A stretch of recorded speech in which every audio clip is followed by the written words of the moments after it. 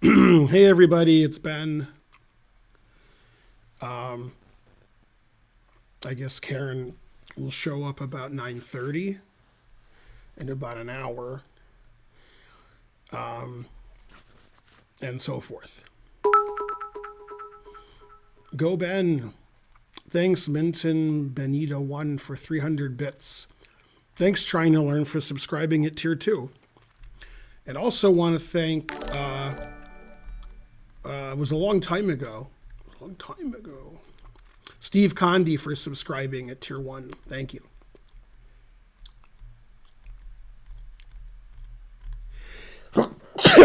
Excuse me. 5 years trying to learn. Hooray. Thanks Alderon39. It looks like I lost 100 subs since my last stream. I'm surprised nobody's complained that I broke my New Year's resolution. I was supposed to stream every day that I was here. Next week, I'm going to Michigan, so I won't be streaming Wednesday, Thursday, Friday next week, because I won't be here. And I was just too tired. We saw The Fablemans at 4 o'clock, the movie, and then me, Archer, and Karen. And then it was a really long movie. It's 2.5 hours. So we got home after 7, and I was going to stream about 8, but I was just too tired. I couldn't stay awake. So I decided to watch the football game, but I couldn't. I was too tired. So I just went to bed. I went to bed like 8:30, and I woke up about 2:30 in the morning. I don't know. I was so tired, 8 o'clock, but I guess because I'm old, and so forth. So sorry I broke my resolution by not streaming. Hopefully that won't happen again. But I couldn't stay awake. And so forth. So today, oh wait, I have to thank somebody else. I think. Oh no, that's something from before. Anyway, thank everybody. So I'm going to look at the Tata Steel games from today and yesterday. Let's see, what's this guy saying? Face ID, your face. Oh yeah, it's your 60-month sub anniversary. Very good. And so forth. That's right, there's always next year. To prepare myself for the lecture today, I listened to the song Magnet and Steel by Walter Egan, although I changed the lyrics slightly. You are Magnus and I am Geary. If you substitute those lyrics, the song just flows. Also, you don't know this song because the song's 40 years old and wasn't that popular when it came out. Oh, snap. However, the backup singers are more famous than Walter Egan. Lindsey Buckingham and Stevie Nicks. Yeah, I actually, when I weighed myself yesterday, I was 249, but I didn't stream. And then I weighed myself like at 3 in the morning and I was 248.6.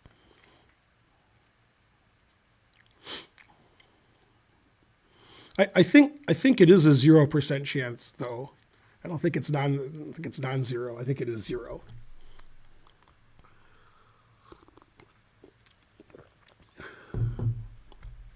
Go hype train.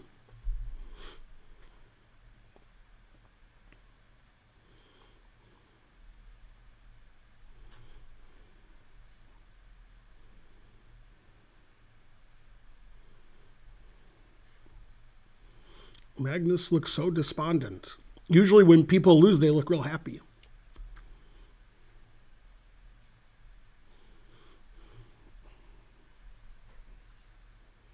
But not too happy. You're rooting for him to withdraw. Well, that is a good possibility. So currently, Geary's tied for first with Abdusattorov, who won a very long game against Parham Magsudlu, which probably should have been drawn for 90% of the game, but, so forth. When I was watching the coverage today with Svidler and Howell, in one of the games, which game was it?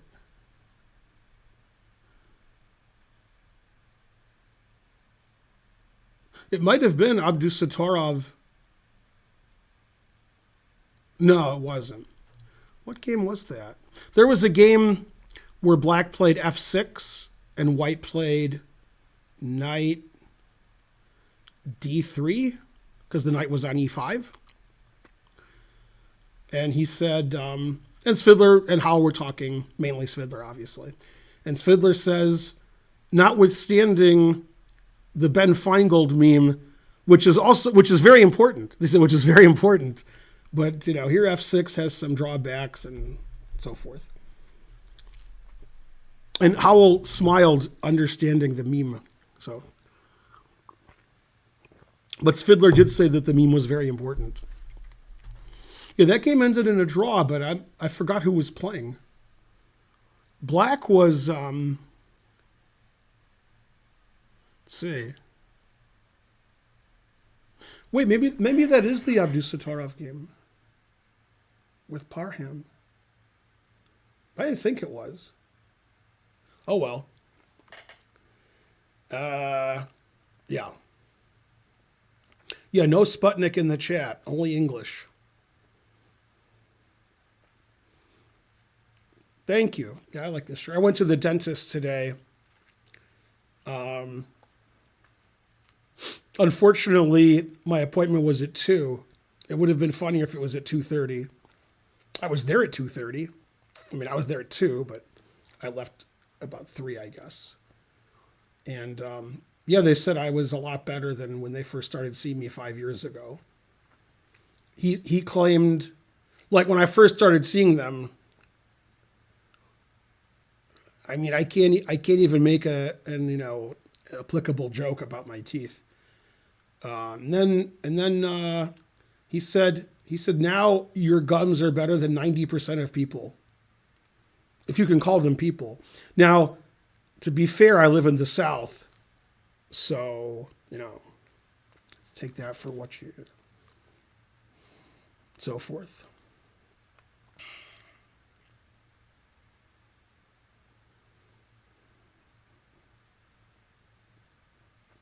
Yeah, I'm starting my Chessable course tomorrow.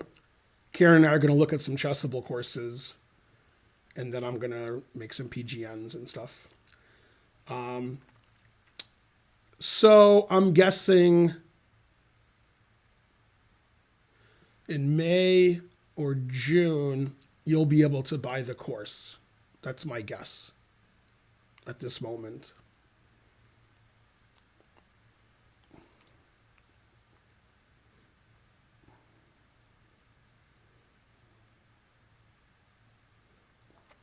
It's funny when Magnus doesn't do well, people get a sheet of paper and start listing oh, Magnus this and Magnus that. I mean, Magnus loses all the time. That's chess. You lose. Sometimes your opponent plays better than you. Usually in Magnus's case, his opponent does not play better than him, but that's not always the case. So, Geary had white, and Geary played better than Magnus. So that's why Magnus lost. What's funny is Magnus draws with white in this tournament, and he won his game that he did win with black in round 2, which I think I analyzed. Or maybe I didn't. Thought I did. I don't know.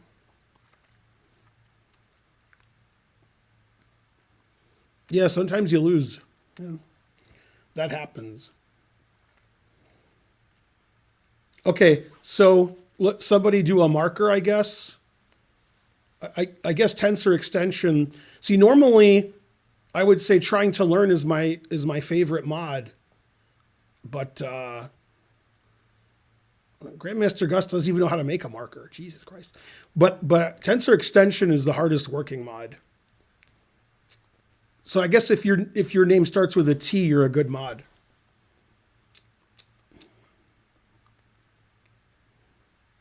Yeah, thanks, tensor extension. I'm a bad mod.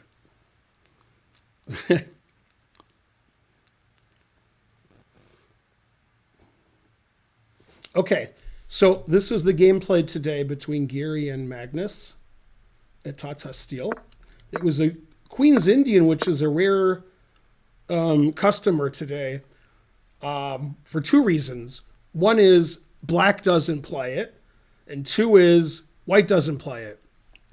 So I would say, like in the 80s and 90s, knight f3 was the most common move. And probably the last 20 years, knight c3 is more common. And obviously you play g3 if you want to play a Catalan and avoid the Queen's Indian. Now, most people don't want to avoid the Queen's Indian because they literally don't care. However, if you play the Catalan, like let's say Matt Larson, then there's no reason to learn Catalan theory and Queen's Indian theory. You could just learn Catalan theory. So you'd play g3 here, which is what Matt Larson does. Preparing g4, I assume. Okay, so knight f3. And in this position, nowadays, everybody's playing d5. Probably in Super GM praxis, that's 90% of games. And probably the Bogo Indian and the Queen's Indian are about equally as common right now. Whereas between 1975 and 2000, B6 was the most common move. There's Queen's Indians everywhere. And you can look at games with Jan Timman and Yasser Seirawan and Anatoly Karpov, Kasparov being white. And there's a lot of Queen's Indians. Every game's a Queen's Indian. In the last 10 years, no games are Queen's Indians. It's not clear why, but I think D5, people have analyzed those kinds of Queen's Gambits and Ragozins and Viennas like pretty deep. And B6, it's hard to analyze deep. You're just like slightly worse and you're solid. And people decided, since I have an engine and I have coaches and I'm 2750, I'll just play D5 and I'll play a theoretical game all the way to the end and draw. Instead of B6 and it's move 12 and I'm slightly worse and we're on our own. That's what happens to chess theory the last 20 years or so. Okay, but Magnus played B6, so it's a good surprise weapon, I guess, because Giri's not expecting Magnus to play the Queen's Indian. And white has many ways to play. Kasparov liked to play A3. Knight C3 is a move. G3 is the main move, and he played G3. And before 1980, Bishop B7 was the main move. And after 1980, I would say Bishop A6 is the main move. And since this game was played after 1980, it was played today, he played Bishop A6. So they played one of the main lines. B3 is the most common move. And possibly in the last 10 years, that's been usurped by Queen C2 because I don't know any theory in the Queen's Indian. In the 1980s and 90s, I could have either color in the Queen's Indian. It was possible. Now I can't have either color because I don't play knight f3 on move 3 and I don't play the Queen's Indian anymore. So whatever happened the last 15 years, I didn't keep up with it because I don't play either side of it anymore. And B3, Bishop B4 check, Bishop D2, Bishop E7 was the main line for a long time. And some of the theoretical lines went to move 25 or so. Queen C2 is less common, but still, it's fine. Okay, so Bishop goes back to B7, and you might ask, why did Black lose a tempo? White got a free developing move with Queen C2. If White's queen was on D1, black could have played bishop b7 in one move, which is also a line. Thanks that Chi-Town dude for subscribing. And the reason is black is going to argue the queen's worse on c2 than d1 due to the weakness of the d pawn. And black is going to play c5, and it's going to be hard for white to play d5 because black has three things on d5, and white has one. And after c5, we can threaten to take this pawn, and this is pinned, and so forth. So the idea is to play a quick c5 and punish white for not being able to play d5. That's the idea. Okay, so we continue. Bishop d2, c5. And the only way to get an advantage is to play d5 and temporarily and or permanently sacrifice a pawn. And black has to take this pawn because if it's white's move and white plays e4, black's position's terrible. So he takes the pawn. And in this position, white has more than one move, but he just took back, which is the main move. And then again, if we play e4, we just have a great position. So knight takes d5. And black is up a pawn, but it's sort of a backward pawn on a half-open file. White can castle immediately and start developing with threats. And black is sort of in no man's land. Black's position is sort of weird. Okay, so castles, that's a pure pawn sacrifice. Bishop e7, rook to d1. And in this position, now it could get serious. Your knight could get pinned and so forth. Thanks, SC Cowell, for the subscription. And even though I don't know anything about the Queen's Indian anymore, I do know this line. I know that the move that black played is theory, knight c6. And the idea is if he takes it, then we get a full rook for our piece. So we win an exchange. Plus we're up a pawn. So it's going to be really good for black. So knight c6. White plays queen f5. Now we're threatening the knight for real. So knight f6. And then e4. And if it was white's turn to move, white would play e5. But then black's, black wants to take a move back because e5 is really strong. Now you have to realize this is all preparation. This is all theory.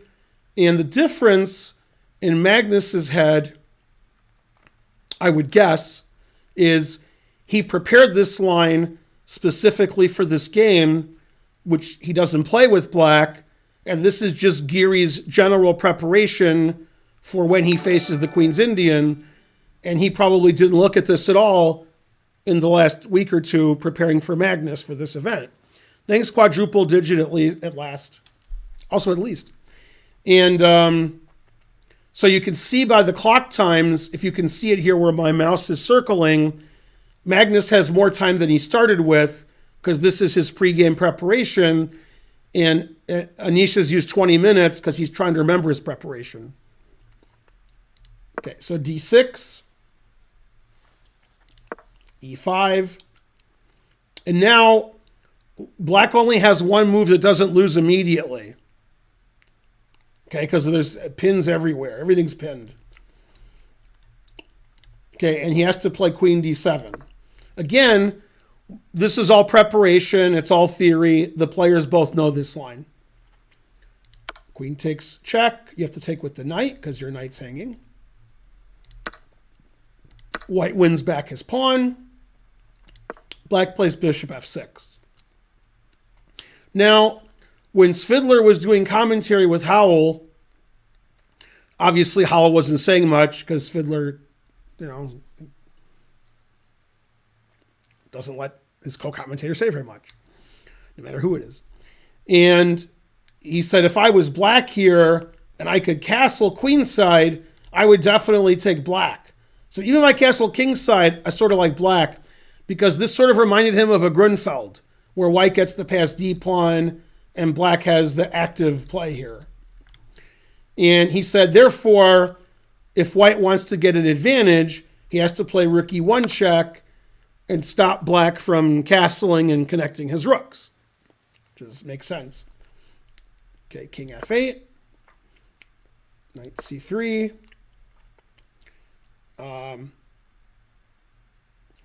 In this position, black has several moves. Black can take the knight. Black can play rook e8. Now, Magnus played a move that he faced when he was white many years ago. So Magnus has now had white and black in this position. With white, he won. And after knight b4, and this game was played against it was either Freycinet or Le Pelletier, but I always confuse them. I think it was Freycinet. Thomas to Turtle 72. The Magnus game in question went bishop g5, knight c2, rook e7.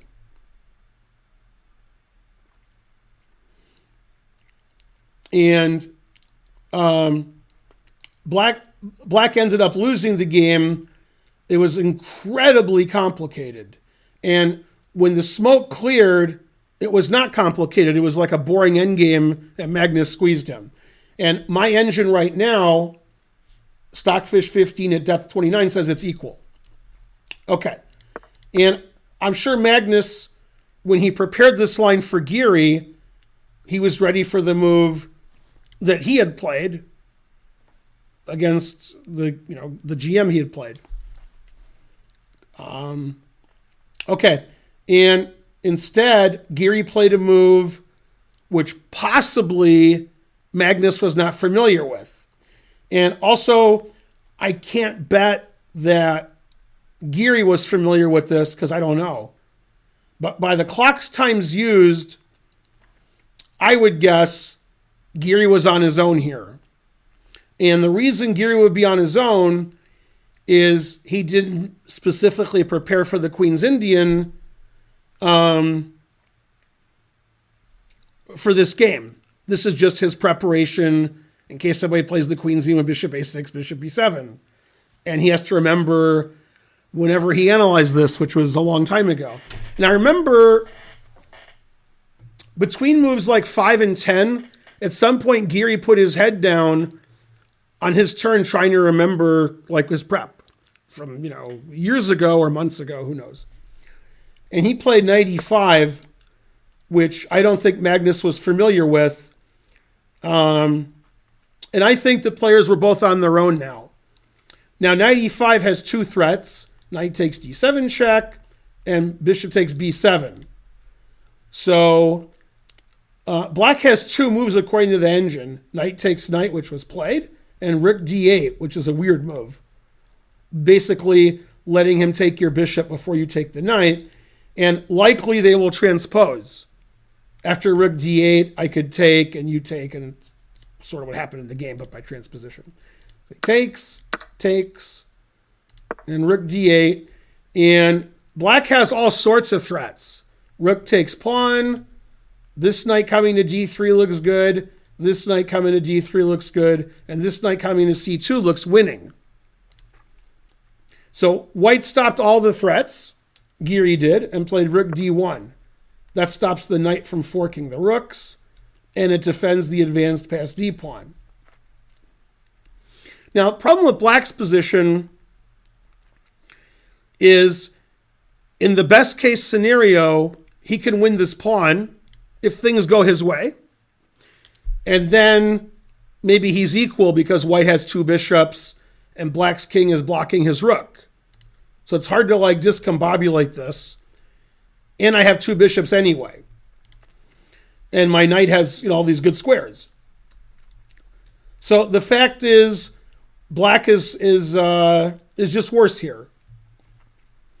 And I wouldn't play this opening with black based on this game.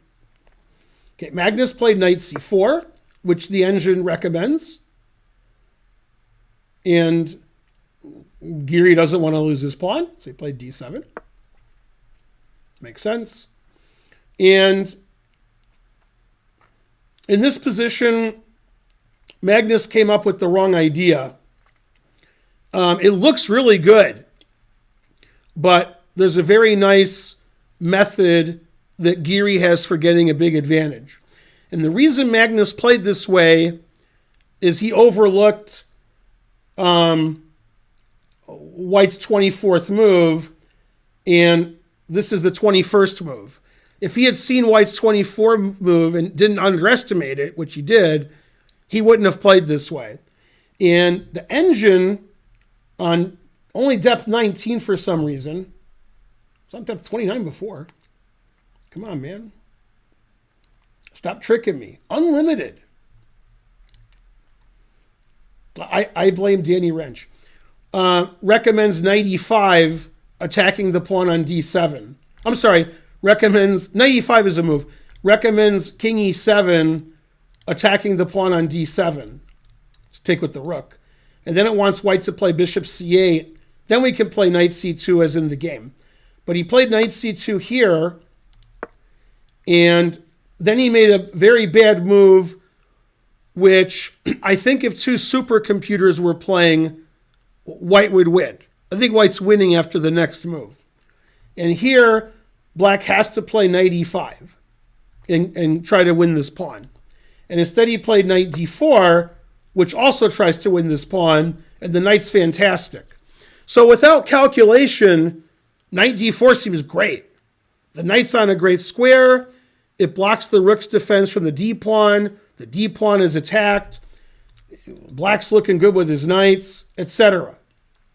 And White has a very nice refutation of this move, and Geary played it. It's very hard to understand and see.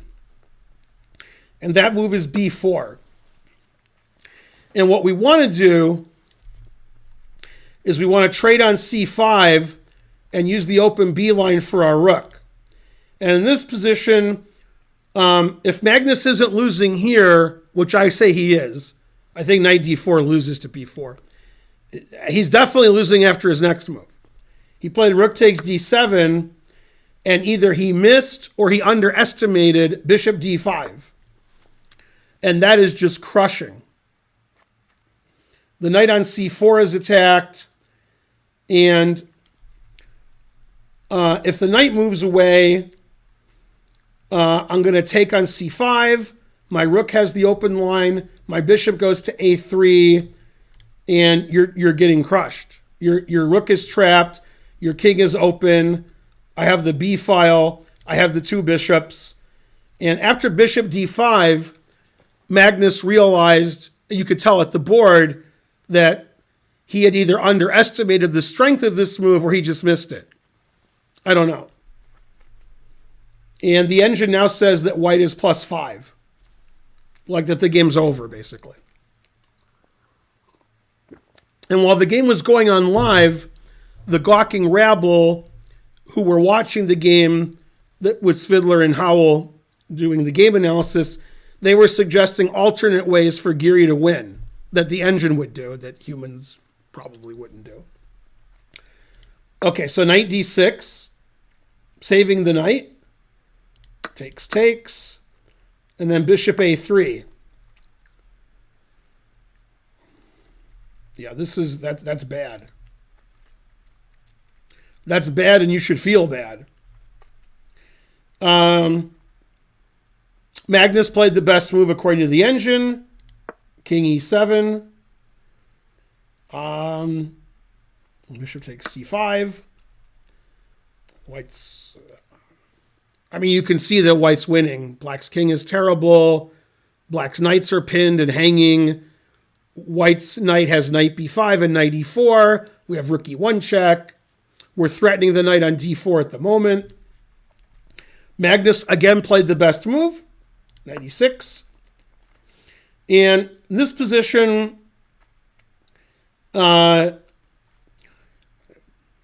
Geary played the way that Svidler thought he would play, very human. And the engine says, no, do this and do that and do this and do that. And here's the funniest variation. This is the funniest one. Knight a4, knight takes, rook c7, rook check, king d8, knight a6, rook c8.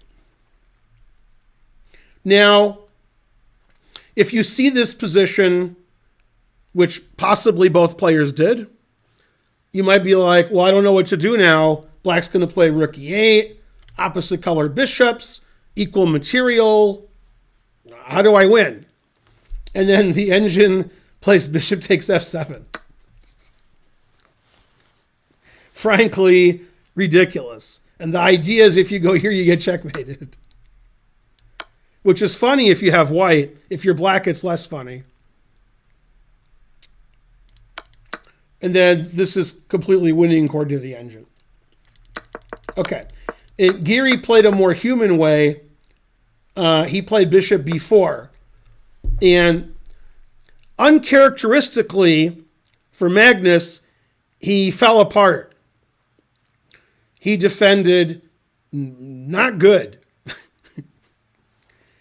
which is weird for him. Now, I understand why he didn't play well here. The way to play well goes against everything you're taught as a chess player, which Magnus knows more than anybody. And Magnus thought, I'm not doing that, the right move. And so he played a terrible move. And according to the engine, bishop b4 gives a lot of white's advantage away. White's only plus 2.15, which still has to be winning. If black plays bishop takes c3, and you would think two bishops against two knights, and black has an unsafe king, it's just losing. Knight f5, defending the g-pawn again, because it's not defended sufficiently. And this is just awful for black, but the game goes on. And Geary has to win this game. And if two engines are playing, white's going to win. But the way Magnus played, lost in 3 moves. And this game would go another 20 moves. Because you have to win in a very long-winded, complicated, slowly. There's no immediate win. There's no check, take. There's none of that. The engine just, plays positionally and the two bishops crush the two knights, but it's going to take forever. Magnus was obviously distraught in this position because he knew he was losing. He knows he's been losing for a while, and he can't make himself give up the two bishops for the two knights. He just can't do it in this open position. He's like, that's ridiculous. I had to do something else. And unfortunately, his something else, that was no good. God damn. Now, you have to be careful when you're black, because if it's white's move, knight b5 wins and knight e4 wins. They both win immediately because of this pin. So that's why you take the knight. And Magnus played a5 because you have to take on a5. You can't maintain the pin because your knight's attacked. And so now, white's up a pawn and everything's the same. He has a passed a pawn and the bishop controls the queening square. So we have all the same advantages, except we have this extra passed pawn now. And I think Magnus overlooked, after rook c8, attacking the knight again, that Geary has this excellent move. However, as Fiddler pointed out, if white plays a boring move like knight e2, he's just winning. The engine likes what Geary did. It wants to play what Geary did. But the engine's boring move is rook d3 defending the knight. And it just says +5. But Geary played very accurately and quickly knight a4. Now, obviously, from Magnus's perspective, the refutation of knight a4, which threatens knight b6, god damn, is to play rook a7. So Carlsen might have thought, well, he won't play knight a4 because I'll play rook a7. But unfortunately, white has more than one way to win. The best way is bishop to b4. The rook has to take to make rook a7 make any sense, obviously. Then we take on d6. And this is probably what Magnus missed. I'm guessing this is what Magnus missed when he played a4. After bishop b3 check, we play rook d4, and everything's fine. Black's winning. Black's up a piece. And you would think, after bishop b7 check, Black just plays king here, and after takes, Black is fine. This is equal according to the engine. And probably Magnus overlooked after bishop b7, king c7, that you just play rook c1 check and win the whole rook. Not easy to see 5 moves away. So when Magnus played a4, I'm guessing he saw this and didn't see bishop b7, rook c1. That's what I'm guessing. Because the guys see a lot, both players. So to play a move as bad as a4, there has to be some, a5 I mean, there has to be some tactical justification, and he must have thought knight a4 was no good.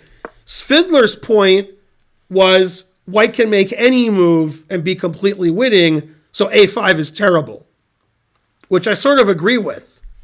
Like knight e2 probably wins, rook d3 wins, and it's same kind of position Magnus had, but we're just going to win with our passed a pawn. Okay, so Magnus played knight c4, which is terrible, and then rook c1. And I mean, this is attacked, and this fork is happening, and bishop check is keeping your king in the center, and I have the 2 bishops, and so forth. Bishop e5, that's also a mistake. Magnus, after bishop b4 check, wants to play king f6. He doesn't want his king trapped on the back rank getting mated. Okay, and the problem is, if you play king f6, which he did not do, you play knight c5. Oh, I apologize. He did play king f6. Yeah, Magnus didn't play well this game. He has to go. I mean, he can resign here. This he can resign. Okay, knight c5, which is an excellent move. It attacks the rook, and it attacks the knight a lot. The knight is defended 0 times. Now, some of you might be confused because this knight is attacked twice and it's defended once, but there's this pin on the here. So the rook is overworked. We can't successfully win a piece. But after this, we're threatening to win the piece 2 different ways, and we're threatening to win all of Black's pieces. So he played knight takes c5, rook takes c4, and there's the knight's pinned and it's attacked twice, and so forth. And if you play like rook here attacking my bishop, then rook takes would defend. In fact, here's a funny variation which I just saw. With the idea of taking this and taking this, I play rook c6. And also bishop c3 check. So many ways to win. So Magnus played rook dc7 to avoid losing a piece. And Geary played the best move. Every move wins, but bishop a5 wins immediately. Because once I play bishop b6, your rook can't go back to c7. So that's bad. So if you go, doesn't matter where you go, I'll go here. And then, yeah. If bishop here, then bishop g2, and so forth. Black's getting ripped apart 6 ways from Sunday. So after bishop a5, Magnus resigned. A very clean game from Geary. The engine doesn't like a couple of Geary's moves. However, the engine doesn't like about 5 or 6 of Magnus's moves, which is weird for him. Usually he's defending accurately. And he got a worse position, then he got a lost position, and normally when Magnus is losing, it takes 20, 30 moves to beat him if you play really, really well. If you win. And here it didn't. Magnus just folded up. So not only did he play badly, he didn't play well when he was losing. And normally Magnus doesn't lose hope like, well, I'm going to lose. I'll make 5 or 6 more moves and resign. I mean, Magnus finds the only way to draw or the only way to be worse or something, which he could have done. And the best chance was this position after bishop b4. If he had played bishop takes, knight takes, there's probably some reasonable percentage chance that the game would have ended in a draw. Maybe 20%. Maybe 80% Geary wins, 20% draw, maybe 75-25, maybe 50-50. There's something somewhere in there. And the way Magnus played was without hope. A5 is just lose. White has many ways to win after that. So, not his best day at the office, but considering Magnus prepared this specifically for this game, and Geary was trying to remember the theory that he analyzed who knows when. Geary did really well to navigate the opening and middle game, put pressure to Magnus, and he couldn't survive the pressure. Tough tournament. Now, what's funny about this, in slow chess, Geary has beaten Magnus once before this game, and it was on this day. This is the anniversary of that game, and Geary was 16. So I think Geary's 28, so that was 12 years ago today. But I could be wrong about him being 28 and 12 years ago, but I'm close. You can't get closer than that. I'm within a year. So he only beats him on January 17th. That's the only date Geary has beaten Magnus in slow chess. The chances of that are very good, except for one thing. Well, actually, the chances are reasonable because they're both playing in Tata steel every year. So that's where he can beat him. Yeah. He's 30, so it was 14 years ago. Exactly.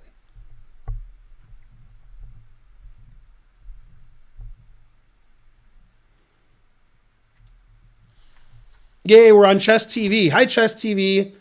I'm analyzing various games from Tata Steel from today and yesterday.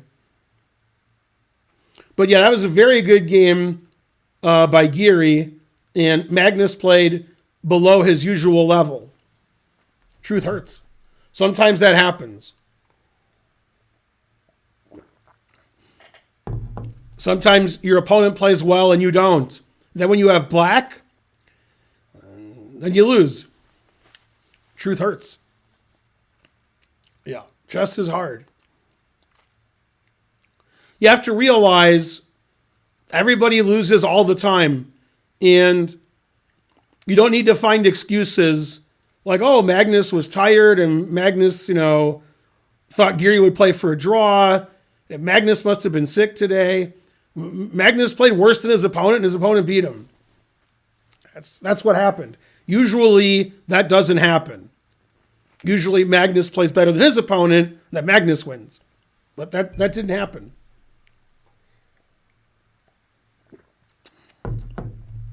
So, very nice win from Geary. Okay, let's look at another game, another decisive game. Not derisive, but decisive. Flipboard. Yeah, my phone keeps doing all kinds of stuff. Okay, this is the game Dinglarin versus Ramesh Babu Pragnanandha. And this did not go the way people expected. The opening did. So somebody do a thing. All right, thanks for making a marker, Stonkfish. Okay, so they played a symmetrical king-pawn. Played an Italian.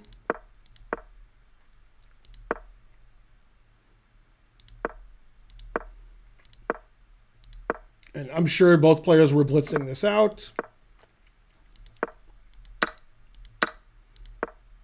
Doesn't seem very exciting. Black plays a5 to stop white from playing b4 and gaining space on the queen side. So it looks pretty equal, and I think it's pretty equal. I think the way I think about chess is if you're an old man like Dinglerin and you're young like Praggnanandhaa, the older player wants boring, positional, strategical, without any tactics. And the younger player wants to play 25 moves of prep and play novelties and sack all their pieces, so forth. So from that standpoint, I think Ding was pretty happy here. It's maybe equal, maybe white is this much better, this much, and it's going to be a maneuvering game, and Dinglerin expects to outplay his younger, lower-rated opponent. Okay, makes sense. Okay, queen d7, queen b3, b6, rook d1, king h8, getting off of this diagonal, queen b5, knight d8. They trade queens, looking more drawish. And then white gets in d4 before black plays d5. So it seems like white has quite a pleasant position. White's going to attack this pawn with knight c4. And black really doesn't want to take and give white this nice center. Although black is pretty solid, he's still passive. So it seems like, white's slightly better here with no risk. Knight f7, defending his pawn. King f2 is a very strange move, and it's not a move I would consider. I would call it a bad move. The engine just wants to play the normal knight at knight c4. Okay, knight g5, taking advantage of the pin. King e2. Knight takes. Took with the knight. G takes is also to be considered. The engine actually slightly prefers G takes to knight takes. I would play G takes to confuse my opponent. Probably Ding didn't like this isolated pawn here. Knight f6, attacking the pawn on e4. Knight d2. King g8. The king wasn't good on h8. Rook f1. And this looks really boring. And what's funny is this maneuver with his king, getting his king close to the center, and in a knight endgame, we'd probably just walk in here and win. That would be the goal. Unfortunately, there's a lot of pieces on the board, so black has no trouble here, and g4 is a mistake, I think. And he just underestimated d5. And the engine says that this is still equal, but I think it's clear you want to be black in here because this seems very, weird. It's like that's not where the pieces go. Rooks aren't connected. This pawn's attacked. If you take on e5, because triple pawns are 3 times as good, I'm guessing when Ding played these moves like g4, he thought d5 would be bad because of this, and he probably missed knight d7. That's my guess. Because knight takes pawn or pawn takes pawn is sort of obvious, but knight d7 and knight takes pawn on e5, black is just better. Black's going to have a better pawn structure. Still within the draw zone. And he played rook back to f1, showing something is wrong. Thanks, Dr. Krieger. 364.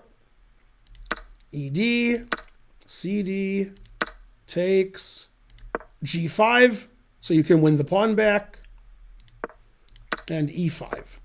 And obviously black's playing for a win here because white's king, that's not a good king. Reminds me of Magnus's king, but not as bad. Close. And I think if 2 engines are playing, the game ends in a draw. I think. But with 2 humans playing, it's very hard to play white. It's not easy in this position. So So he played rook f5, which is the engine move. Knight b4.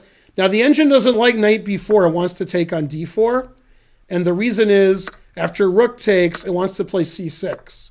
And this is just a very weak pawn.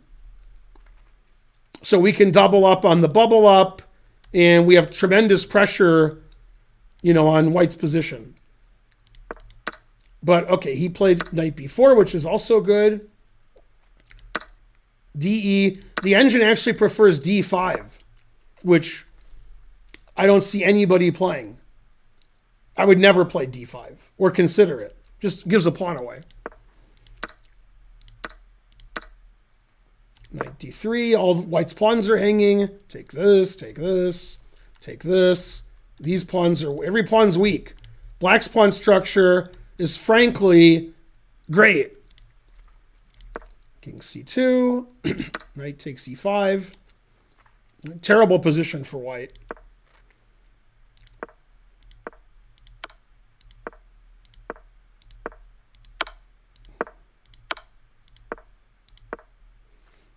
And, black's moving his king up the board.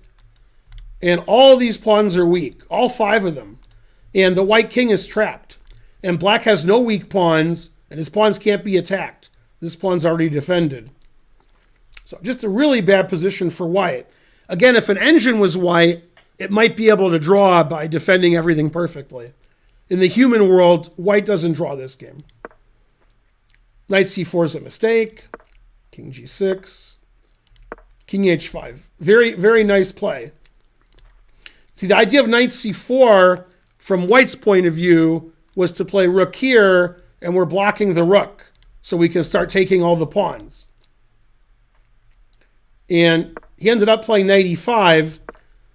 If he plays rook to d7 instead, we play knight a6, defending the pawn, and we're threatening knight c5 check, which wins the rook, and it wins the knight on c4, and if you play king here, it hangs mate in 1. So knight c5, now that's a threat. And this is simply winning for black. So he played knight e5, rook e1. How do we defend this pawn? Good question. Rook e4, rook h1. And this is excellent play. Let me show you why. If you play rook h1 here, now I can play rook here. And the engine says it's equal. So by playing rook e1 first, you don't have time for here because your knight's hanging. And when you play rook e4, now your rook can't go to d7. So now rook h4, rook h1, and all these pawns are hanging. So he played knight to d7. Black wins a pawn. Rook e7 getting counterplay. And black has an extra passed h pawn with basically no compensation. Probably black is better and has the extra pawn. Always repeat. Put it in h. Move it on up to the king's side. And all the knight endings are completely winning. So if we ever trade rooks, this is going to cost you a piece. In fact, I might be able to queen it without you sacking your knight for it. It's also possible. Rook h7 is the best. King c4 is the best. It's the only legal move. Rook d5 defends the h-pawn. Defending his b-pawn. Put it in h. Rook g7 is a mistake. Losing anyway. Knight h3 is a mistake. Always repeat. King e3. Now he makes another mistake. He should play king b5. Plays knight h3 again.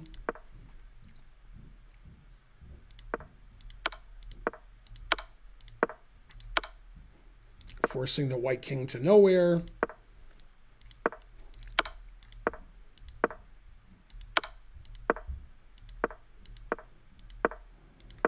And okay, this is good. These are all hanging. This king is not participating in the game anymore. And I think in this position, white resigned, but they put the king here because they put the kings on the black squares. But here, white's going to lose all of his pawns. King can just take them all. My rook can take them all. So, I mean, amazing game from Praggnanandhaa, because Ding made some imperceptible mistakes, and he allowed Pragg to play d5, which was very strong. And then when he had a slight advantage, he pressed it, he moved his king up the board, and he slowly but surely won, which is not what you would expect from a young player against the number 2 player in the world. And Jan Nepomniachtchi was sitting at home going, good, good. Take away some of Ding's confidence, losing with white to Pragg. Now, on Twitter, Gotham Chess posited, is this the youngest player to win a slow game against a 2800? And you have to remember, 2800s didn't go on trees 30, 40, 50 years ago, and kids weren't good then anyway. So there's only been like maybe 10 2800s ever, and they're usually not losing to 15, 16, 17-year-olds. Not usually. I don't know the answer to that. I also don't know how old Praggnanandhaa is. The answer, I think, is fries.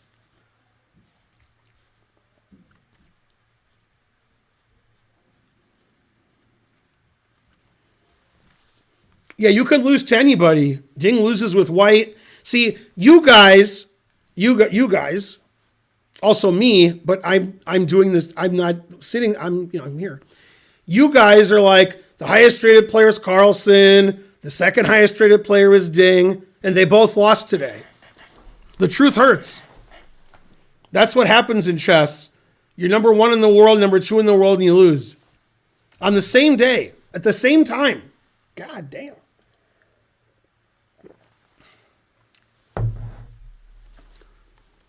Yeah, I always thought, I haven't changed my mind yet. I always thought Sarin was the better talent out of Sarin and Praggnanandhaa.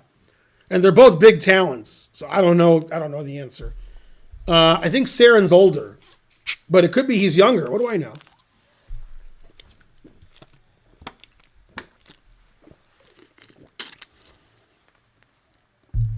I mean, that was an excellent game from Praggnanandhaa. And the way he slowly but surely, and I've seen him do this before in endgames. Squeeze, squeeze, squeeze. Never let the win go. Torture. And he's good at that. Everybody's from Chennai. Not only that, they're from Tamil Nadu. Where the heck is Fallujah? What do you think of Nihal? Nihal's good.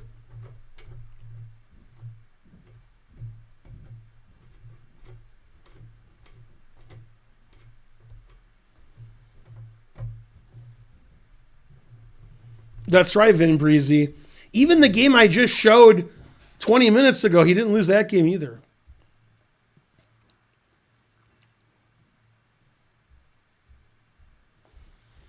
Good one trying to learn.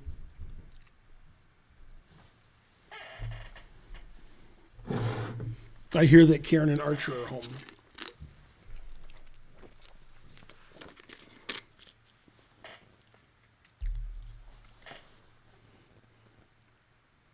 He's acceding, not ascending. Nicola Drummer. Too many typos. I'm here all week, and you spelled here like you hear, not that you're here. Very suspicious.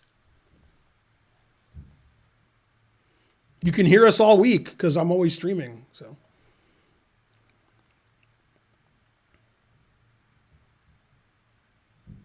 no, Ding actually was white. Autocorrect, I believe you. A very uneducated chat. How's that chat taste? Is it vegan?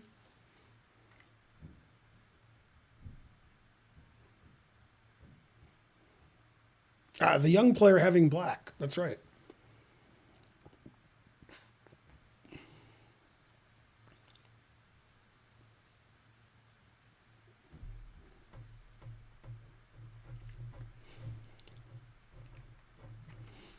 Is this the finale of the analysis segment?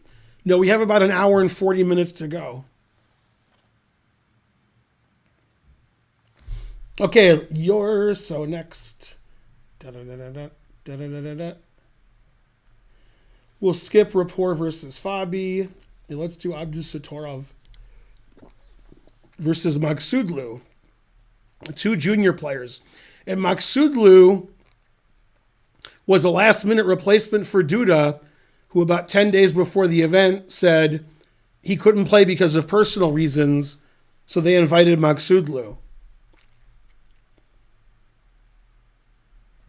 Now, unlike the other participants, Maksudlu has his own bathroom at the tournament, which nobody else can use.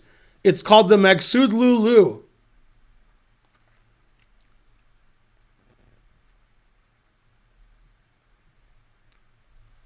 Maksudlu was former world junior champion. 3,000 viewers. What else? Okay, so Abdusattorov's white. Another e4, e5. They played a Spanish and or Ruy Lopez. Nothing to see here. d3. Solid.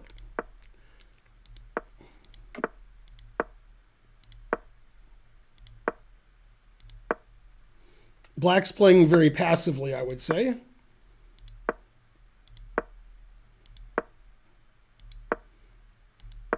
So it's not time to fall asleep yet. Okay, now, one of the good things and bad things about younger players is some of them are super aggressive. And when I say it's bad and good, it depends. And often when a young player plays an aggressive move, two things could happen as far as that young player is concerned. One is it's good. So it's good and aggressive. So that's good. The other is it's not good, but my opponent doesn't know why it's not good, so it works out. And if you play passive, boring move, such as bishop b7 or bishop d7, then you're not going to beat anybody. So if you want to win some games and you want to get your rating over 2,700, which both of these players have done before the age of 21, sometimes you have to play aggressively. And instead of waiting for white to play d4, as you know, waiting is the hardest part, black played d5. Not recommended by the engine. The engine does not like this move. And white played a very nice, I don't want to say refutation, but white played the most incisive way because white is also a junior player. And I'd heard of Abdusattorov, 6, 7, 8 years ago when he was playing in the World Youth when I was in South Africa and Slovenia and Greece and Georgia, the country. And he was playing in the under 10 and under 12 and under 14. And, he was fighting for first and or getting first. And I was coaching the American players, so the truth hurts. Okay, and here Abdusattorov played a fantastic move, d4. And white is simply more ready for this than black because white can play bishop g5 pinning the knight, and these pieces aren't participating in this center battle. And if we take a lot on e4, for example, bishop takes e4 gains a valuable tempo and probably just wins a pawn. So I don't know if Maksudlu underestimated d4 or didn't look at d4 very much because he figured all 4 pawns are here and it's my move, so something should be good. And the thing is, I can play e5 when it's legal, and you can't play e4 when it's legal. So like if I take this and you play e4, it's hanging. I have lots of guys on e4. If you take this and I play e5, then you got to move your knight away. So I have better control on the e-file because my knights and bishops and rook attack all these squares, and your bishops aren't doing anything. So d4 is a very strong move, and now white has a nice advantage. Okay, he played de, knight e4. He took on d4, and now white played an excellent move. CD gives white a little advantage, but he played bishop g5, which is better. So now, if it was white's turn to move, white would win by taking on f6 either way. Knight f6, bishop f6, rook e8, queen e8, take on f6, or the other way around, bishop takes, knight takes, check, queen takes, rook. So black has to do something about that. And the engine suggests two moves, and he played a third move. And one of the moves I can't imagine anybody playing is king h8. So that this isn't check anymore. That's crazy. Bishop d7, which defends the rook on e8, so we can take with the bishop and our queen is still defending. That seems more logical. Maksudlu played bishop e6. And the engine says that white's just winning now by playing simply. And instead of playing simply, Norderbeck gave up almost all his advantage of this move. He was too clever by half, probably because his opponent was in the loo. If you're British, this is a nice stream for you.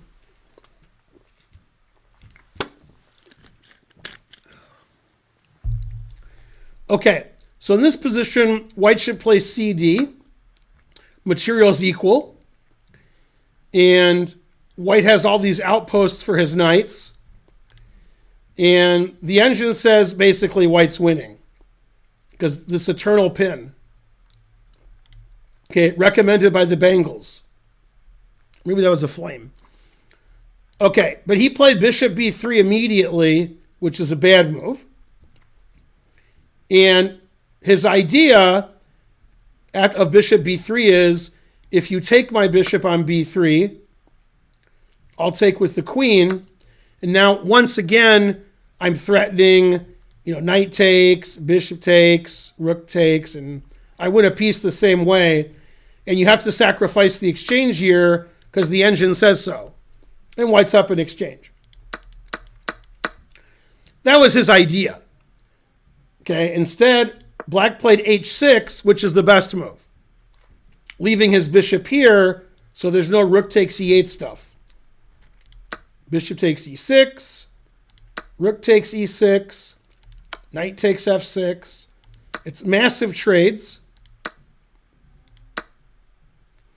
And this is quite funny. In this position, Svidler and Howell were discussing which move was better, bishop f6 or bishop h6. And they concluded bishop f6, which is correct. The engine says bishop f6 is the best move. And they said, however, Abdusattorov found a third move, which the engine does also. The engine says knight takes d4 is slightly better for white. But he played queen e2, not a move that they had analyzed. And this gives away all of white's advantage because black has a trick. And I don't know if Abdusattorov didn't see the trick or he saw the trick and overestimated his position. I don't know. And the trick is you play hg, queen takes check, the point of queen e2, king moves, takes. Now if black takes this, he's winning, so white takes. And this position looks fantastic for white. Black's pawns are terrible, black's king is terrible, white's rook is going to e1, and this looks great. However, black has the move b4. And either Abdusattorov didn't see this move when he played queen e2, he saw it and didn't care, or he saw it and underestimated it. And after b4, black is okay. And black can also play rook to b8 which the engine says is even better, to play rook b6 and b4. Also with good drawing chances. Okay, rook e1. You have to get the rook into the game. bc, rook e6. And white is still pressing for a win, but you could see a possibility of even black winning with the passed pawn on the 6th rank. And black's up a pawn. Black's pawn structure is a little iffy. Now in this position, black only has one move, and we can punish Karen because she's coming down. We can ask her what it is. How'd you guys do at the music bingo? Archer won. Oh, you made coffee? Yeah. I just made coffee. Yeah, this is my leftover cold coffee. Archer won and Karen won. You're Megan Karen. won and I didn't win and Steven did not win. Mm-hmm. I've looked at 2 games so far. This is the 3rd game. Okay.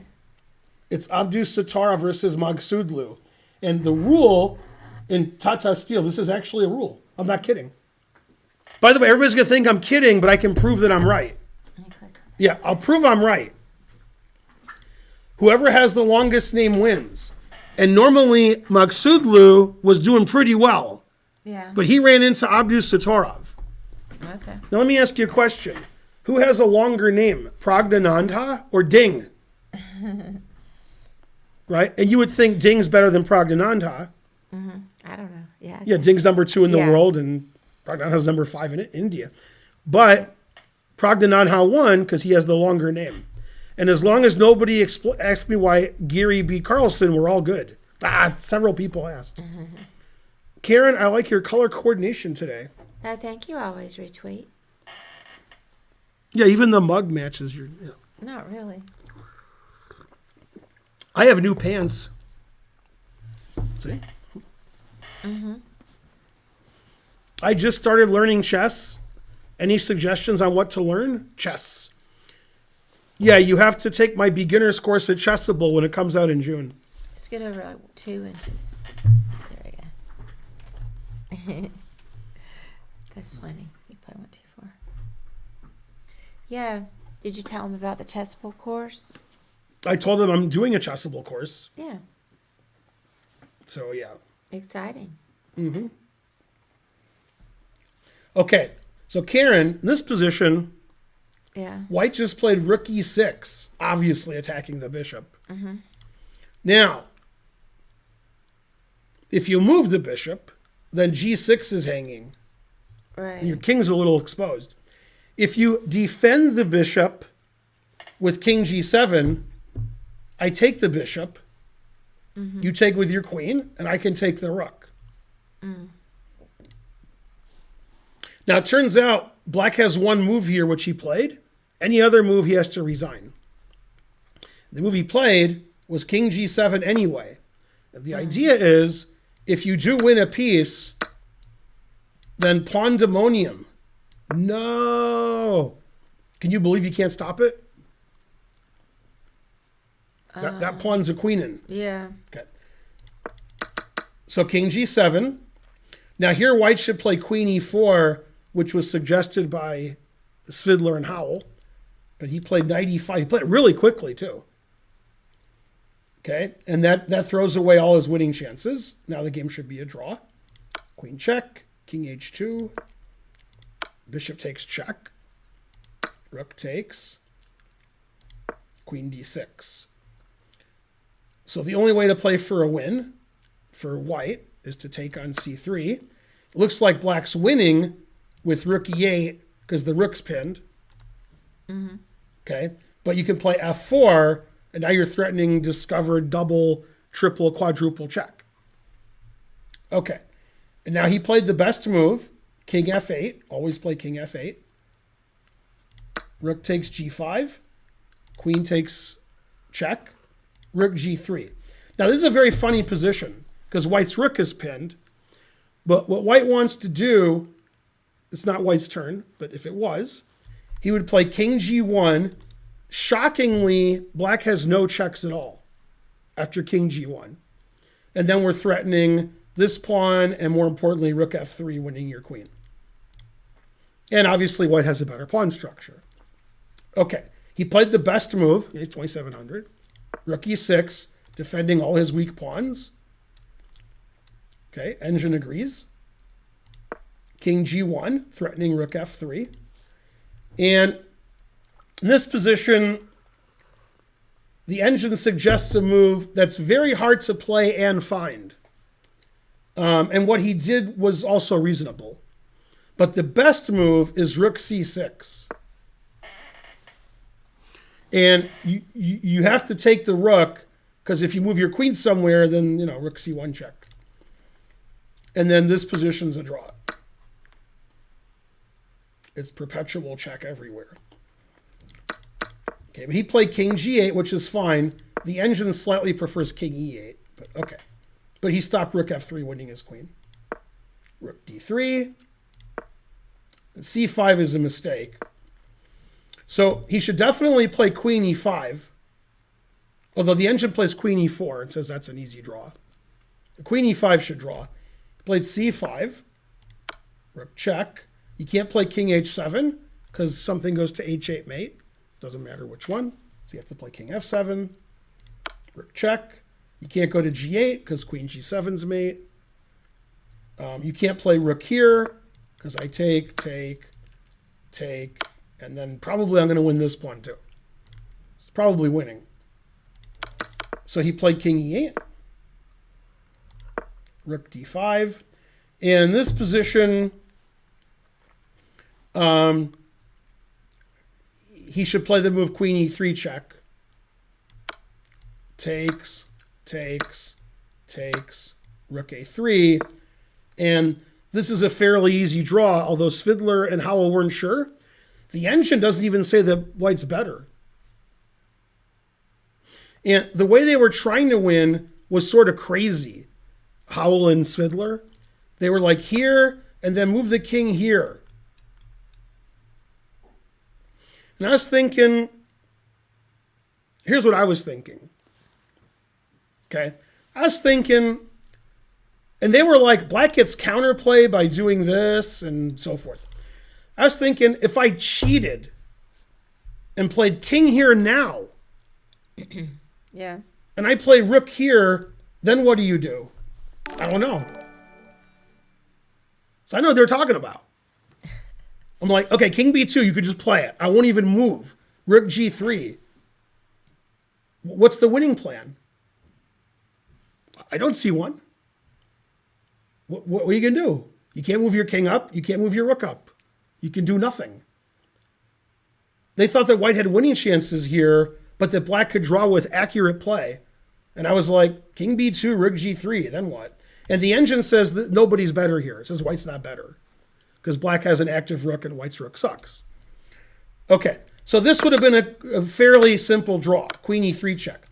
And as I told the chat, younger players, they don't like the simple. They like calculate, and they're good at that. So it's good and bad. Let me figure out who I'm supposed to thank here. I got the yawn, sorry. Cards 512. Karen would win, no. So this must be what he was thinking. This is probably a draw, but I'm worse. I'm down a pawn. I don't have to be down a pawn, and I'll just draw without being down a pawn. Okay, but king's, no good. So he played queen h4, which is the second best move. That's not bad. He wants to, check down here. Rook d1 is the best. c4 is not very good. He should have played king f7. This king's not very good. Now in this position,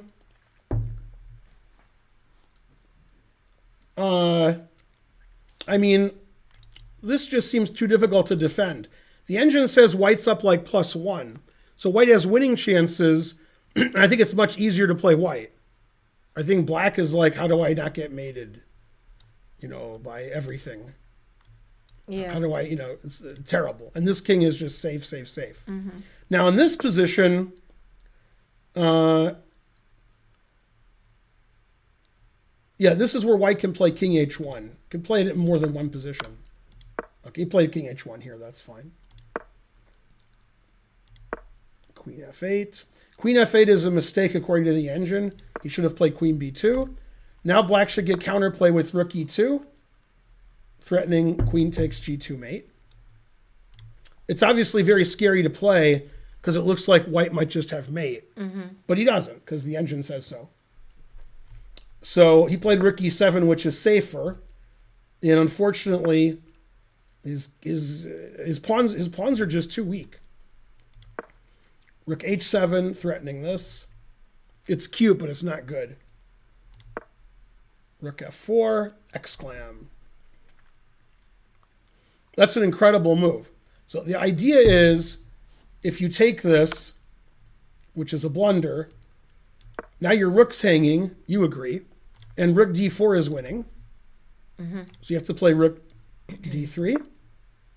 Now queen g7 wins. Because if the king goes to the back rank, I go here. So the king has to go up somewhere. I take this. If you go back, I just play rook check and queen check. And if you go up, I pin your queen. Yeah. Okay. So rook f4 is an amazing move. King c7 is the only move. Very nice. Then he made a mistake. He should play king h2, tucking his king away. But he played rook d4. And now in this position, Maksudlu found the only move that draws. Very hard to find. Want to try? Yeah. Okay. Black has one move that draws. All right. Otherwise, he has to resign. And he played the move that draws. Also, he didn't draw. But, you know. You guys have to understand, this is like the fifth hour in the game. Players are exhausted. And black is especially exhausted, making sure he doesn't lose his queen or getting mated. And they're calculating all these variations. And they make mistakes. Rook d4 was a mistake. And Maksudlu capitalized it for the moment.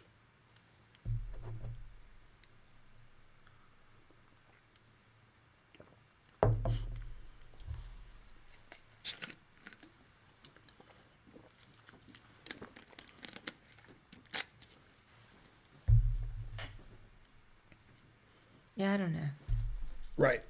I mean, I would lose every time. If I was playing Abdus Satorov and I was black here, I would always lose. I would play and lose, then I could play it again and lose, and I would learn, and I would just keep losing. I would never draw, never, because I keep making a mistake somewhere because it's too hard. Rook f7, exclam, the only drawing move. Now, white has one move that's slightly better for white, and otherwise white's lost. This rook ending is losing because my rook's going here. Move it on up. This is winning for black. Okay. I was wondering. So he has one move that doesn't lose. Queen h8. And he has to keep control of e5. For example, if I play the second best move, then rook check, queen e5 check. If pawn here, then here, mate. And if queen here, then you will answer. Black to play and win. Rook h1. Rook h1. Put it in h. So he plays queen h8. Now the game should be a draw. Queen b5 is a mistake. He should play queen e6 or queen c6. Keep his queen near his king. Queen b5. a4 exclam.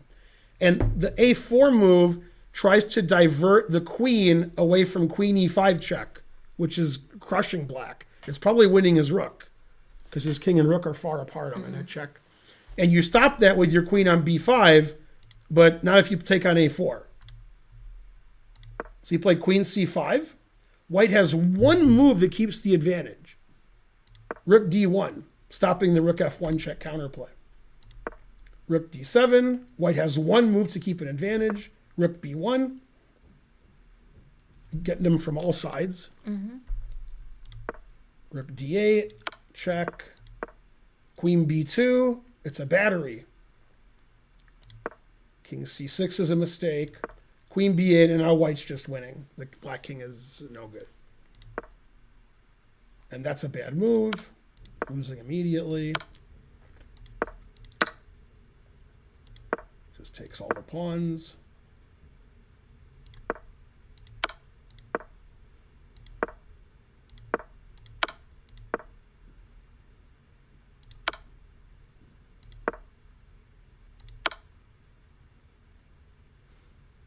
Can't play queen e5. Well, why can't you play queen e5? Oh, queen e5 is the best move. Then white's plus 17 with queen h4 check. He did play queen e5. Okay. Yeah. Now,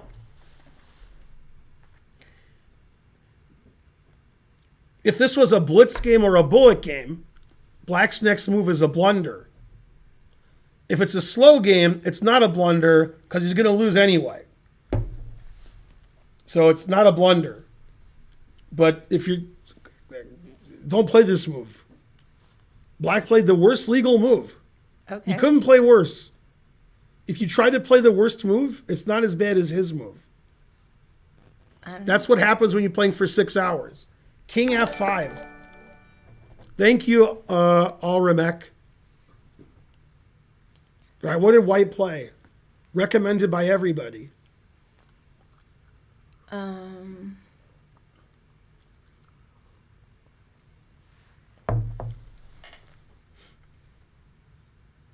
Rook b5.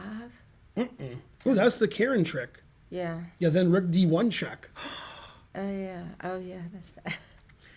You will agree this is the best move. Karen agreed. Karen approved. Well, go ahead. I see a lot of different moves. Mate. Oh. Right. Now it doesn't matter because if he plays here, okay, if he plays there, then queen e1. The king has to defend the queen somehow. If you play king here, I check you away from your queen. King here, rook here, and king here I take. So you have to play king f4. And then everything wins immediately. This announces mate.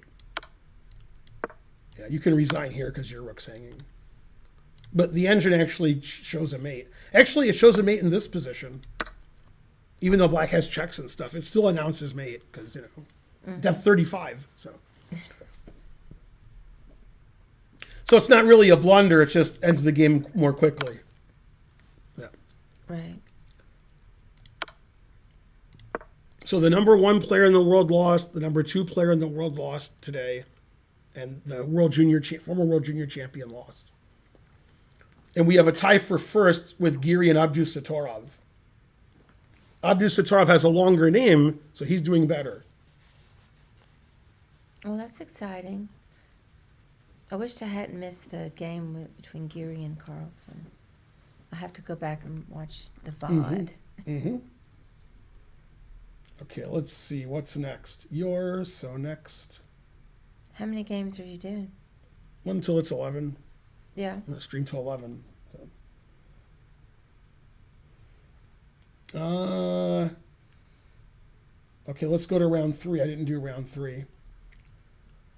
See, that was boring. That was boring. That was boring. This was not boring. Okay. So this is the previous round, round 3. That was yesterday. Yesterday, the round seemed so far away. I'm not singing very well today. Oh, I believe in yesterday. Now, I read once on the internet, so you know it's true. That's the most covered song in history.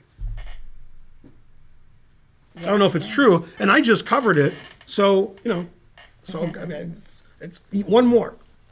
Yeah, I haven't seen very much of Tata Steel. I've been busy doing other things, but I did see briefly, because Ben had it on, that Carlson had his, was grabbing his head and suffering. So Karen wants to go to the Hustler Casino and play there, and she told me the women in L.A. they all have implants, and she wanted to see Tata's Made of Steel. Something like that. Who knows why I don't like very much Geary or Larson. What? I don't know. Just reading the chat. Spelled Geary wrong. Spelled a girl. Mm-hmm. What's he talking about? You're banned.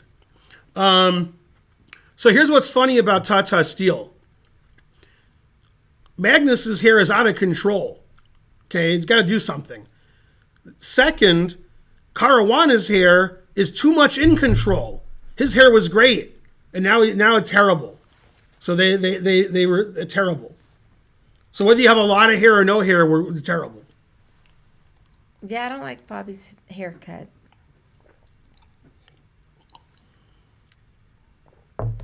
I do not like his haircut.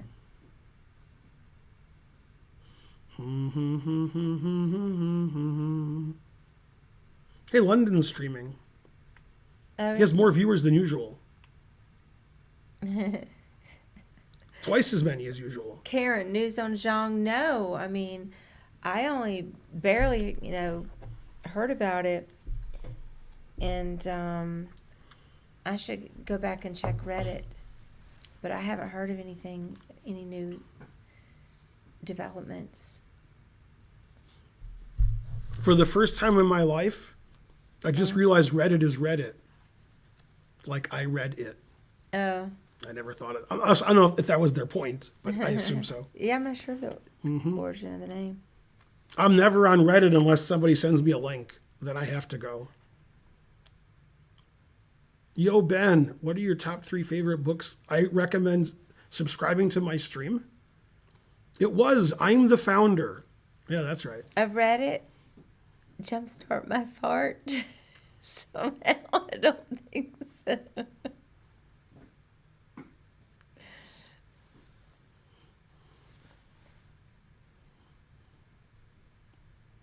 All right, well, let's get it going. As a vegan, I can't think of Fogo de Chao.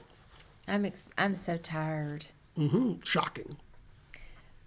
I walked on the treadmill today for an hour and 40 minutes. And then I went to bingo, and I had 1 1/4 beer. Probably 1 1/5 You had a 5th? beer.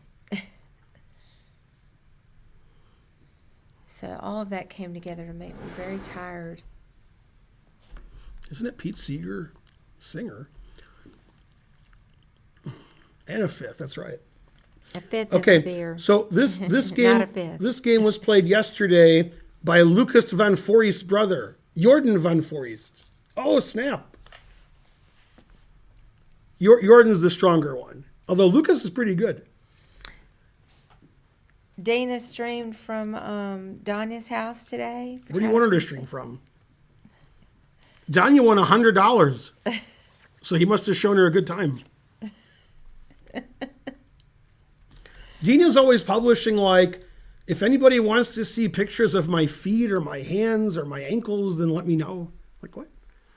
On her, like, what? Not OnlyFans. What's it called? I saw her Just a fan? fan house. I don't know what it's called.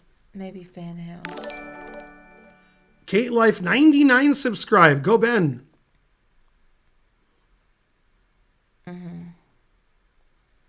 Donya does have a streaming setup. I'm sure he does. Did we lose the chat, or that's just our monitor? Darn, why does that keep happening? Did we lose the chat, or it's just our monitor? Somebody tell me. It's not the monitor. You guess always say that. I can look here. That's not what it would look like if you It's the chat. goofing up. Chat is gone. Fix it. Fix it. Fix it. Fix it. Fix it. Fix it. You know what cartoon that is? No. Futurama. That was exactly how many times the fix it's he said.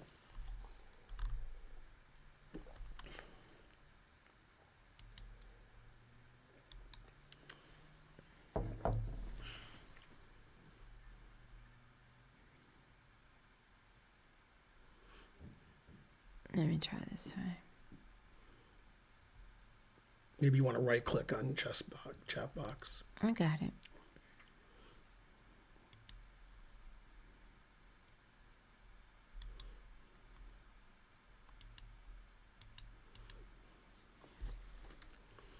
Are you going to rename it fucking chat box?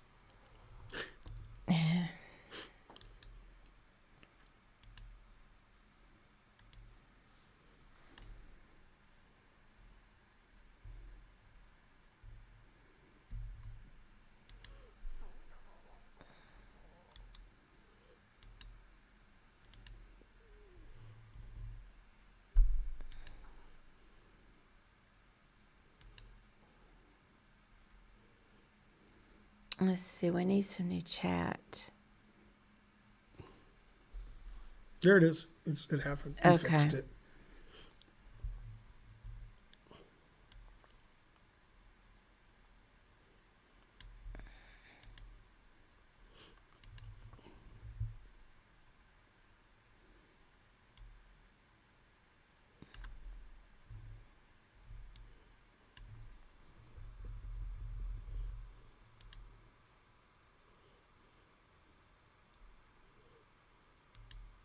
Fixed.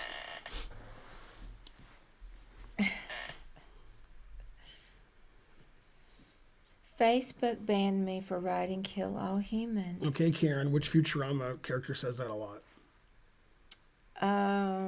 Pretty obvious.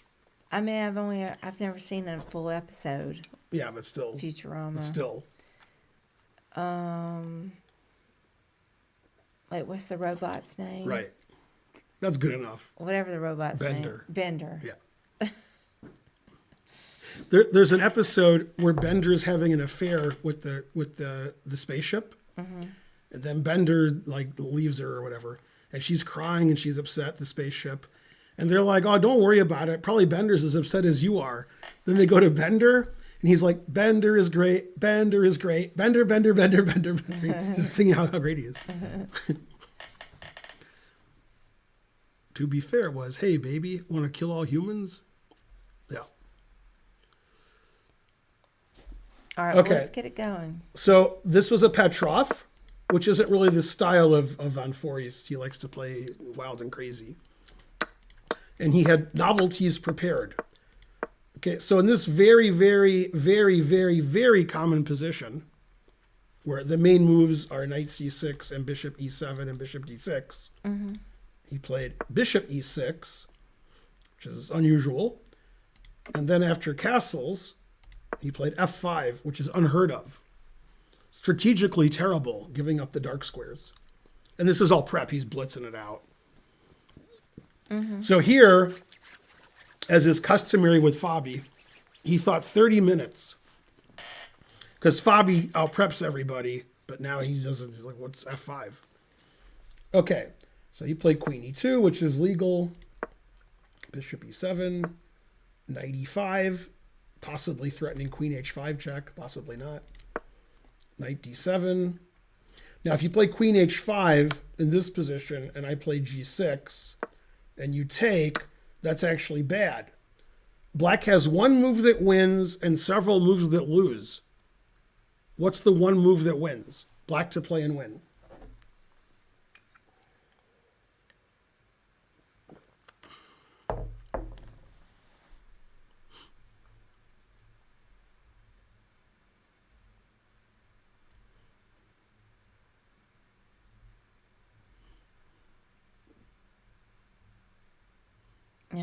Bishop f7. Correct.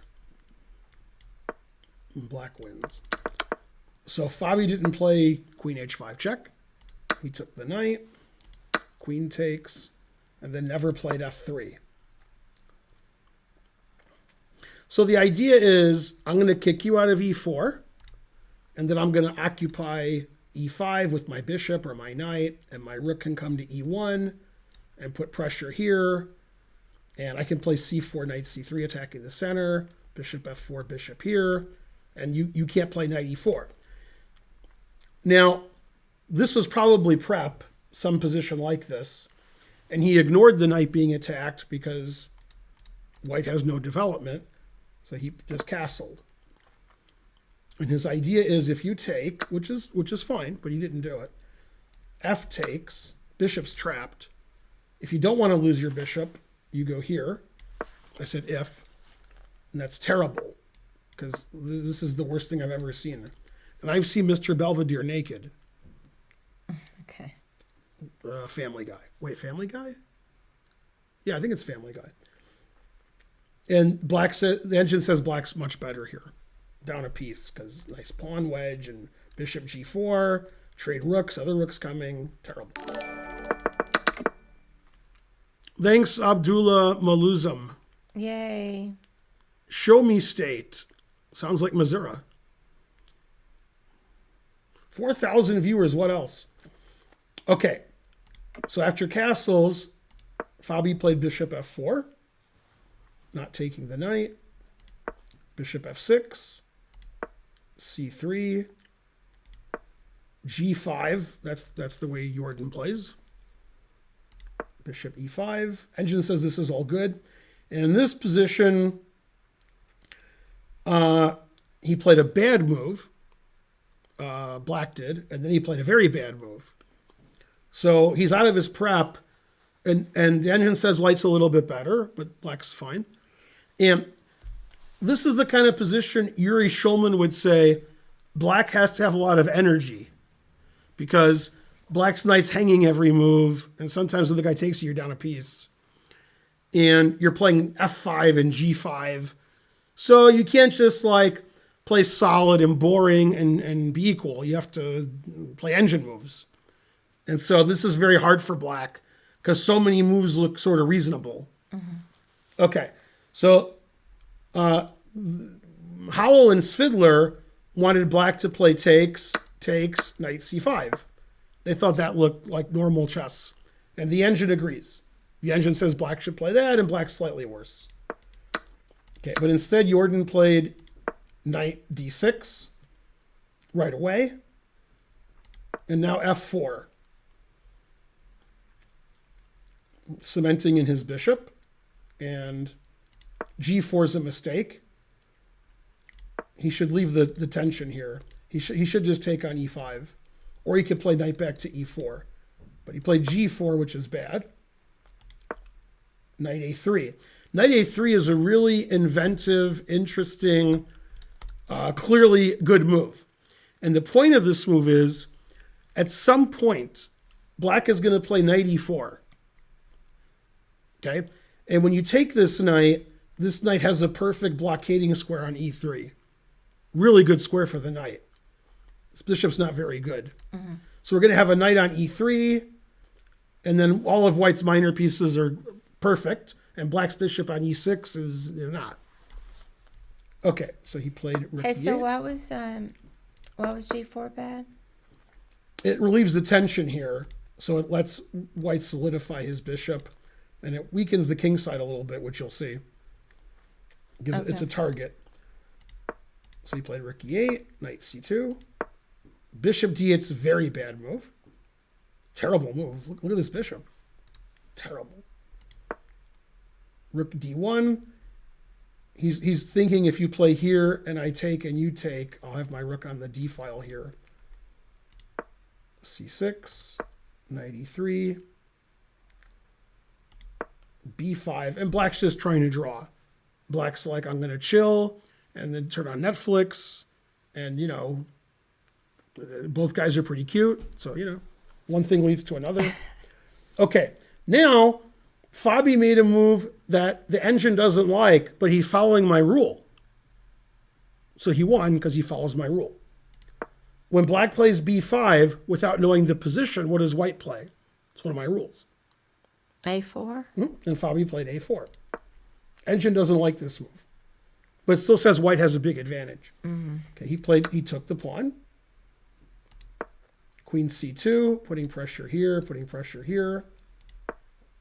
h5, king h1, put it in h, and a3, not very good, takes on a3, knight c4, engine likes knight c4, bishop c4 is forced, dc4, and then he moves his king back to g1. And today we saw lots of blunders, like when I was showing the games, like horrible. Okay, this is one of the biggest ones. Remember the guy hung mate and won last game. Yeah. This is close. Yeah. So in this position, white is clearly better. White can play on the b file. White's knight is fantastic. These bishops both suck. This bishop's fantastic, but it's pretty blocked up. Okay. And Jordan lost all, what's the word I'm looking for? Sense of danger. Terrible. Okay. I like the way Fabi played king h1, king g1, and Jordan played to his doom. Doom! Also from Futurama. h4 double question mark. Losing the game immediately. What did white play? This is a good tactics, like trainer puzzle rush position. Probably knight takes g4. Correct. Because then the queen can get up in there. Right, you can't take his queen g6. Right. You can't. So h4 is ridiculous. Right, so he just takes it, and that's it. Was he? He just didn't see it. What? No, it wasn't time trouble. Terrible. So an incredible blunder after playing sort of reasonably and playing a novelty and getting a time advantage. In fact, you see the times here. Oh, yeah. Yeah, terrible. All right, bishop d5's best. Went back to e3. Queen e2. Threatening c4 a lot, right? Mm-hmm. So you have to play bishop d3. Always sack the exchange. And this is completely winning for white. White has a dominating bishop. Black has 4 isolated pawns. And black has an open king. And a lot of times when you sack the exchange, you're going for 2 things, which he has both. You're going for a good minor piece. And you're going for bad rooks for the opponent. Those are bad rooks. Can't do anything. Terrible. Rook e6. Rook b1, rook g6, rook b8. That's a tactical blunder. Another tactical blunder. Why is he playing so bad? Now in this position, Fabi could just take this and win. Always play knight f5. Probably saw this and decided he would do something better. But this bishop's better than either rook. And I'm up 3 pawns. So it's easy win. But instead he played c4, also winning. c5. He takes on c5, threatening the bishop. Bishop e7. He pins the bishop. Rook c7, defending his pawn on c5.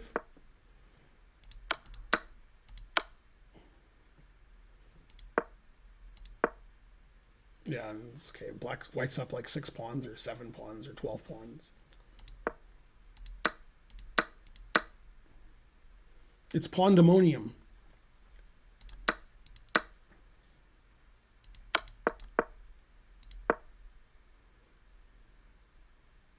It's a funny move. If you take this, I go here.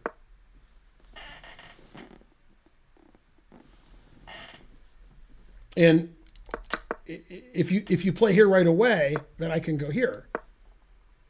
So if Fabi saw that the guy couldn't take the c pawn, so he just went here. God damn. And then the engine says +10 for white, so black resigned. King d5, c6. And Fabi's pretty good. Etc. Yeah, Von Foreest made really big tactical blunder, g4. Then, several hours later, to show you the position again, h4, I should say, Matt Larson said, he texted me, do you think he missed knight takes g4? And I said, yeah, he didn't see it. Yeah. It's pretty defended, the g4 pawn. God damn. So you just think like it's defended 775 times, so he won't take it. Like g4 is defended more than anything's ever been defended ever. And after h4, you take it. That's the kind of thing people miss because it just looks so defended. Yeah. Karen saw it in like 4 seconds, though. Yeah, but I mean, I was told to look for a tactic. You know, in the game, they obviously don't have somebody telling them to look for a tactic. Fabi was white, in case Matt Larson is watching. They are super GMs, though. They're super. Thanks for asking. That game was played yesterday. Etc. Far away. I'm so tired. I will be going to bed soon. But I can do one more game. I'm trying to see what I want to do because the other games are all draws. How tired am I? I'm real tired. As I was explaining earlier, I walked a lot today. And then I went to bingo and I had worked really hard there, and I had 1 1/5 beer. And then let me see how many steps. This game was interesting. So this guy has the funniest name, Velimirovich, because there's a grandmaster called Velimirovich. That's his last name. This guy's name is Velimir Ivich. Oh. And the other guy's Velimirovich. If they played each other, it would be Velimir Ivich versus Velimirovich. Okay. And then he's playing Vaishali Ramesh Babu. Karen will explain now who that is. I will. Yeah. No. Why is she of note? Vaishali Ramesh Babu. Is that Pragnananha's sister? That is correct. Also, she's like 5 years old and she's 24, do you know 20 feet. how I knew? Okay, you've mentioned before that he had a sister, so obviously their names are different, but they look like. I looked at her and I thought that was like Pragnananha. The other sister? Huh? What? That's Pragnananha's sister. There's That's no what I other just said. Yeah. When you were telling me that he had a sister. Oh, yeah. I didn't know her name, and I said. Well, now you do. Yeah. And she looks like him, actually. Yeah. It's funny, if Pragnananha didn't exist, she'd be famous in India. But now she's just like 250 points lower than him. I've never seen her before. But she's like one of the top women in the world. And she's like, I don't know, 16, 17. But they look just alike. Something. So it was easy to put 2 and 2 together. Never seen her. Boo. I've never seen her. So they played 100 moves of theory, which confuses the audience. They played the 4 Knights Sicilian.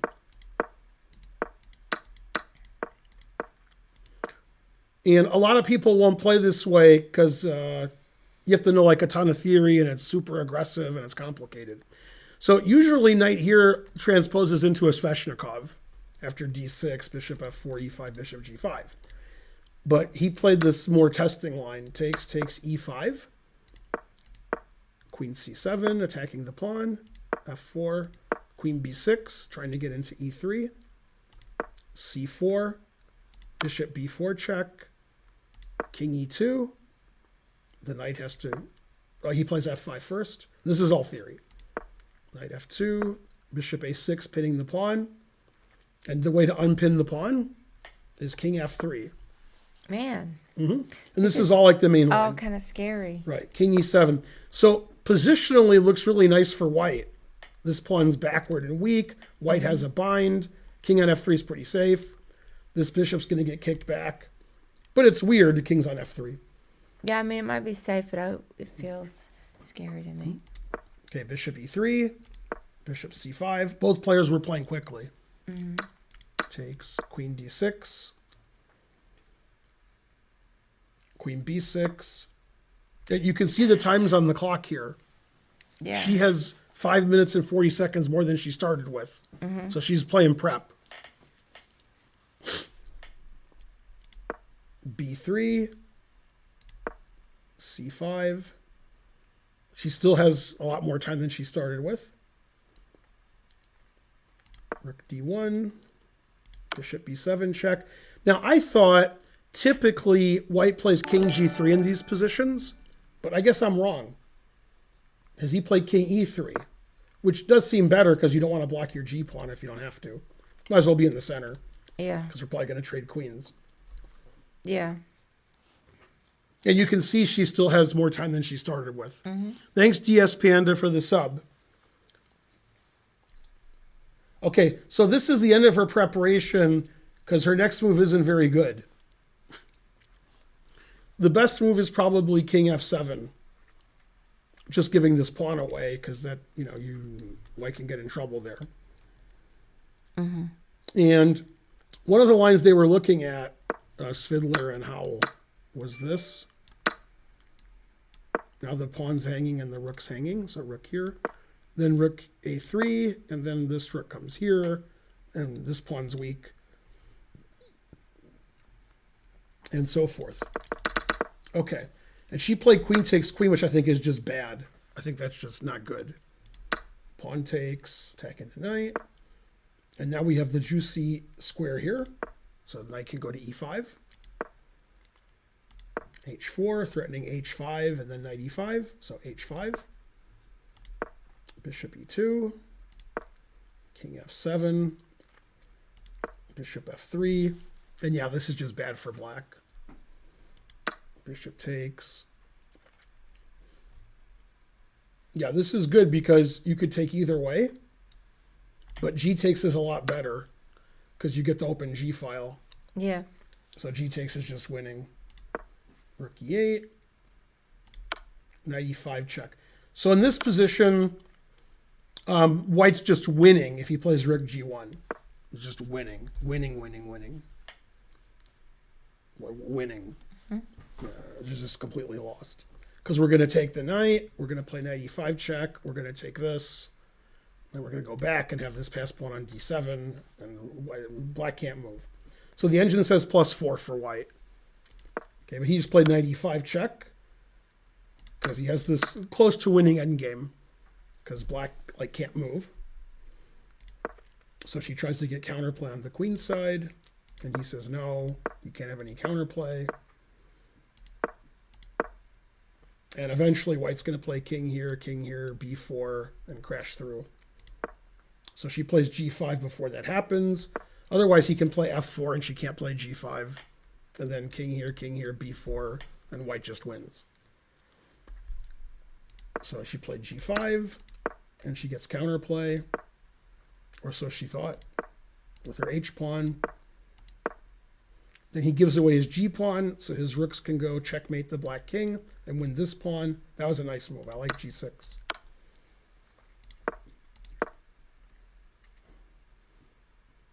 b4 is a good move. And then plays here. Now he's threatening mate. Check, checkmate. For example, mate. So after here, she played rook f8. And she wants to get a passed pawn. So she plays pawn takes. This threatens mate on a8. So rook b8's forced. Check. Rook here. God damn. h3. Put it in h. She has to play. She has to play king e8. If she goes here, this is mate.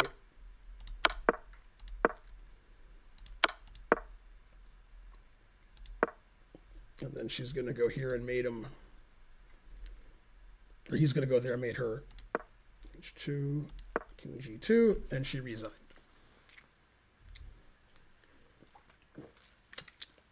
Very nice game by Ivic. And what's funny is, I think one move out of her preparation, she made a mistake. I think queen takes queen's a mistake. And you can see she has 144. And then after this, she has 130. And yeah, she has to play king f7. And how old is she? Did you say? How old's Vaishali? She's older than him. She's probably 19 or 18.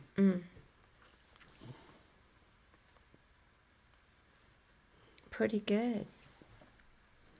24, 25.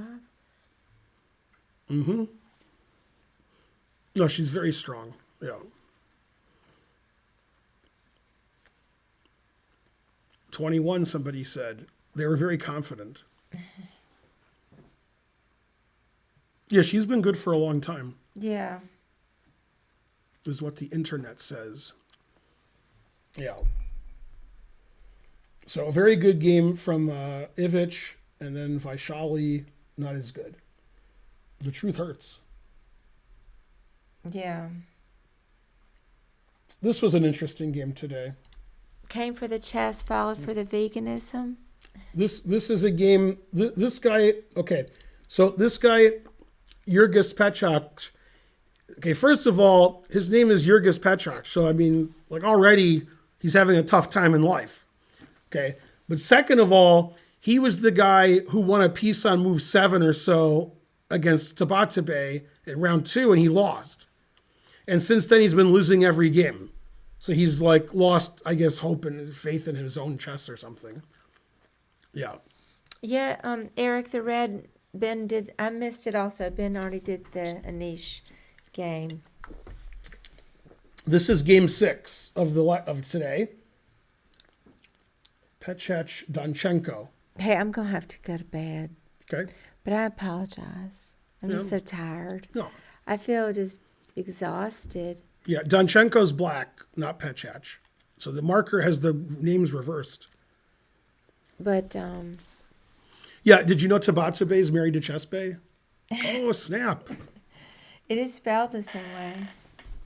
Well, no, he spells it Baei, Oh, which I don't understand. Why is there an I at the end? that's so funny. All right, well, you guys enjoy the rest of the room. I apologize. Tuesday nights are tough for me. Can you make a marker that has the names in the right order, please? Somebody? Tensor extension, maybe? Thank you, Charles Hamilton. Quoting some Shakespeare, I believe. Kind of. Yeah. Sweet Prince. Flocks of, what is it? Something, sing thee to thy rest. Flocks of, what is it? Angels? Anyway, all right. Enjoy the chess. Mm-hmm. You're going to go just till 11? Mm-hmm. All right, well, I'm going to go up and check in with Archer, and then I'm going to go lay down. Mm-hmm. Bye, everybody. Bye. Bye. Thanks for coffee. Yeah. I got lots of coffee You would think the mugs. coffee would perk me up, but it didn't. Perk. Mm-hmm. What's your favorite opening? What's your favorite opening? My favorite chess opening? Uh-huh. The London. No, Perk. Oh. But yeah, obviously the London. And the French.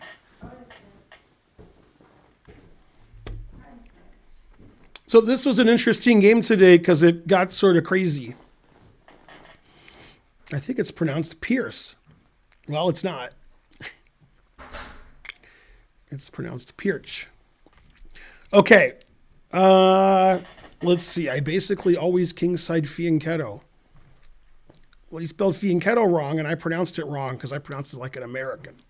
If I said Fianchetto, then you would be like, what does that mean? So I have to say Fianchetto. Anyway, you're all bad. You should feel bad because you're not donating enough. Okay, so this game was played yesterday. C3 Sicilian.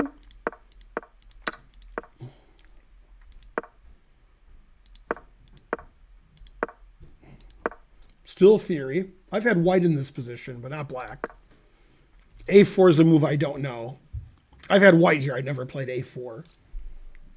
So I'm not familiar with that move. That just seems silly to me. So I think black has equalized pretty comfortably.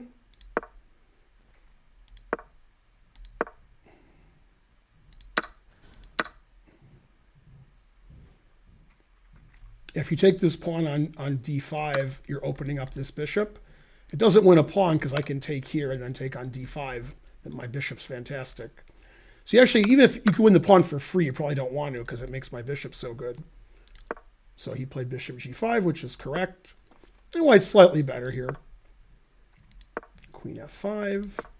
Put it in h. Takes. Bishop c5. If you play bishop takes e5 instead, that loses immediately because the queen's defending the bishop because I said so. So bishop c2, and good luck defending your bishop. You can't go here, can't go here, can't go here. And if you go here, I play bishop g3 with a skewer, and this just pins your bishop. So everything wins. Bishop g3 wins, f4 wins, etc. So he plays bishop c5, bishop c2. Again, this is about equal. Queen h6, the engine prefers queen d4. But I think Danchenko was looking for a win since his opponent's in bad form. So he doesn't want to do anything that could, like, result in a queen trade. Queen f3, rook a d8. Very double-edged position. Both sides could be better soon, depending on what happens. Bishop f4, queen h4, g3, queen e7. The engine wants to play queen h3, but queen e7 is fine. d4. And the engine really hates the move d4 because it blocks the bishop. So it's what we call a big decision. It's a decision you can't take back. And the thing has turned out well for black, but they probably shouldn't have.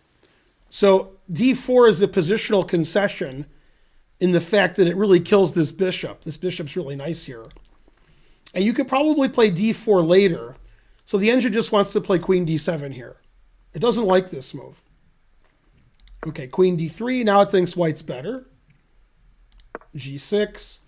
And the thing is, in these positions, we need to play very incisively. We can't just go la la la la la, because then black's going to have this nice open diagonal to our king. And eventually the black queen's going to go there, h3 or d5 or c6. And if we can somehow dislodge the queen, we can play d3 and open up our bishops. So what white has to do here is play bishop b3 with the idea of e6 and bishop g5. That's very strong for white. Big advantage to white according to the engine. Now, if you play bishop g5 right away, which I'm sure both players were thinking about, queen e6 takes, I just take back. And, you know, my bishops are just too good. Your rooks, and this, the engine says this is equal, but white can't claim an advantage because white's rooks aren't as good as, you know, they're not doing anything. And I have a passed pawn, your queen's blockading it, not the best blockader, and my bishops are really good. Now, this could have been played, okay? But white played a very bad move instead of the correct bishop b3 or the okay bishop g5. He played a move I think you know is bad. You already know it's not good. You should never do it. It's just a terrible move. f3. That really weakens white's king, and it makes this queen immovable because, you know, we're going to play d3 check. So he played queen e6, which is fine. King g2 is fine. Bishop d5 is fine. And now he made the losing move. Since he got his king off of this diagonal, he should now move his queen. Something like queen d2. But he blundered with b3, and white's playing very passively. b3 and f3, and letting black's pieces dominate the board. And b3 really, really, really, really weakens an important square. And if you're an English major, make sure you say really, really, really a lot, because then you really get your point across. And that square is c3. And when white realized he weakened c3, he was PO'd and tried to play r2 to d2. It keeps not popping up. We'll have to fix that. It never pops up. $20 from King's Gambit 805. I may not have time anymore, but I do have money. Go Uber. You go Uber. Go Uber. Okay. $20. Thank you. Yeah, it looks like it's correct, like it's over everything, but it's not. So I don't know. Nothing ever works. I work for Uber now. Good, good. So we're weakening c3 because our pawn's not on b2. So we have bishop b4 and bishop c3 and rook c8 to c3. And these bishops are just no good anymore. These bishops dominate. So b3 is a really bad strategical move. And I know the guy's better than that, but he's just having a bad tournament because of what happened, I think, against Tabatabai in round 2. So bishop b4, plays rook e2 to play r2 to d2. Rook c8. God damn. rook f1, rook d8, and it's just, white's position is ridiculous now. Black's totally dominating everywhere. He put it in h, bishop b7, defending his pawn more, bishop g5, rook c3. The engine just wants to resign here for white. If you take the rook, which he did not do, then we take, queen takes b3. And I don't know what to suggest. You can't play rook d1 because bishop takes f3. So bishop c2 is the best move. Queen here, and the d pawn's running you over. So instead of doing that, he played queen b5. Bishop e7. Takes. The engine says black is up +7 here because white's king is no good. This pawn's unstoppable. The f3 pawn is hanging. This is a winning fork. So you play bishop e4, which is the best move. d3, rook d2, rook c5, and he resigned here. So I guess instead of resigning, you would play queen b4. That seems like the only logical move. Then bishop takes e4. If queen takes e4, rook takes e5. Rook e2 check is coming. And this pawn is going to win the game. So a very one-sided game.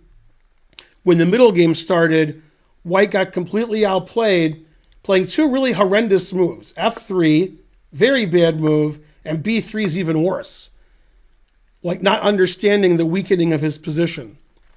And instead of letting black dominate with his bishop on d5, if we go back a few moves, white could have played bishop b3 here and threatening e6, and white's the one that has the advantage.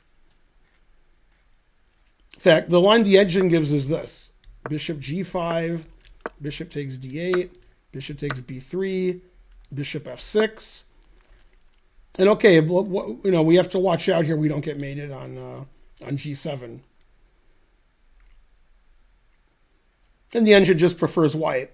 White's up in exchange, and he hasn't made this weakening f3 move, so his queen's free to move, and we have our bishop on f6.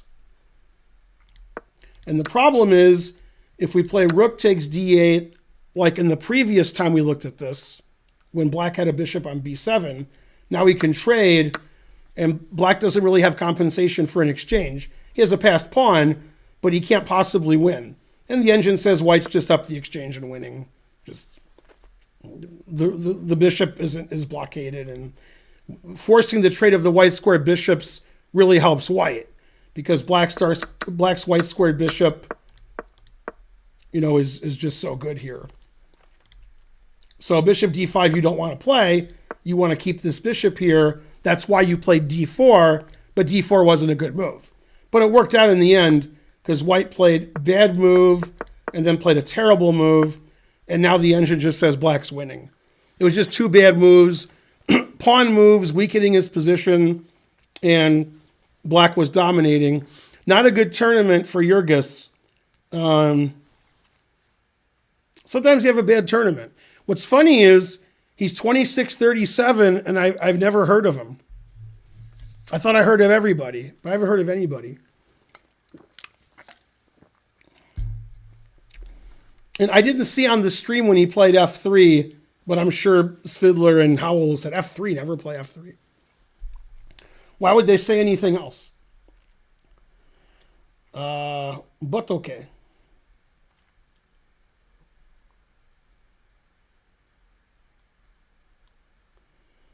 Okay, and let's look at this game between Yilmaz and Warmerdam. Warmerdam, the Dutch GM, and Yilmaz, I think, is from Turkey. And their ratings are almost the same. This was played yesterday. So you can write Yilmaz Warmerdam. But okay.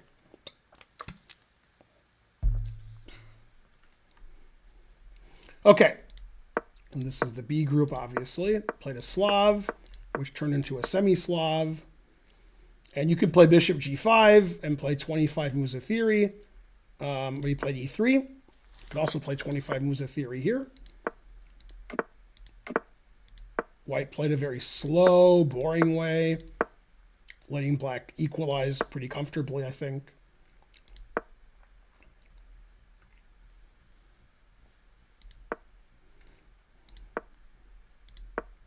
Nobody does anything. Nobody does anything. They do something later. It's okay. Always play bishop f1. And finally, black plays c5. And this is an interesting position because white takes on d5, and black has a difficult choice here. If he takes with a piece, I can play e4. If he takes with a pawn, then his bishop is blocked, and my knight can go to f5. And he took with the pawn, which his engine recommended. Pawn structure is different now. And then he played the move bishop a1, which is very strange. Don't understand that move at all. Rook c8.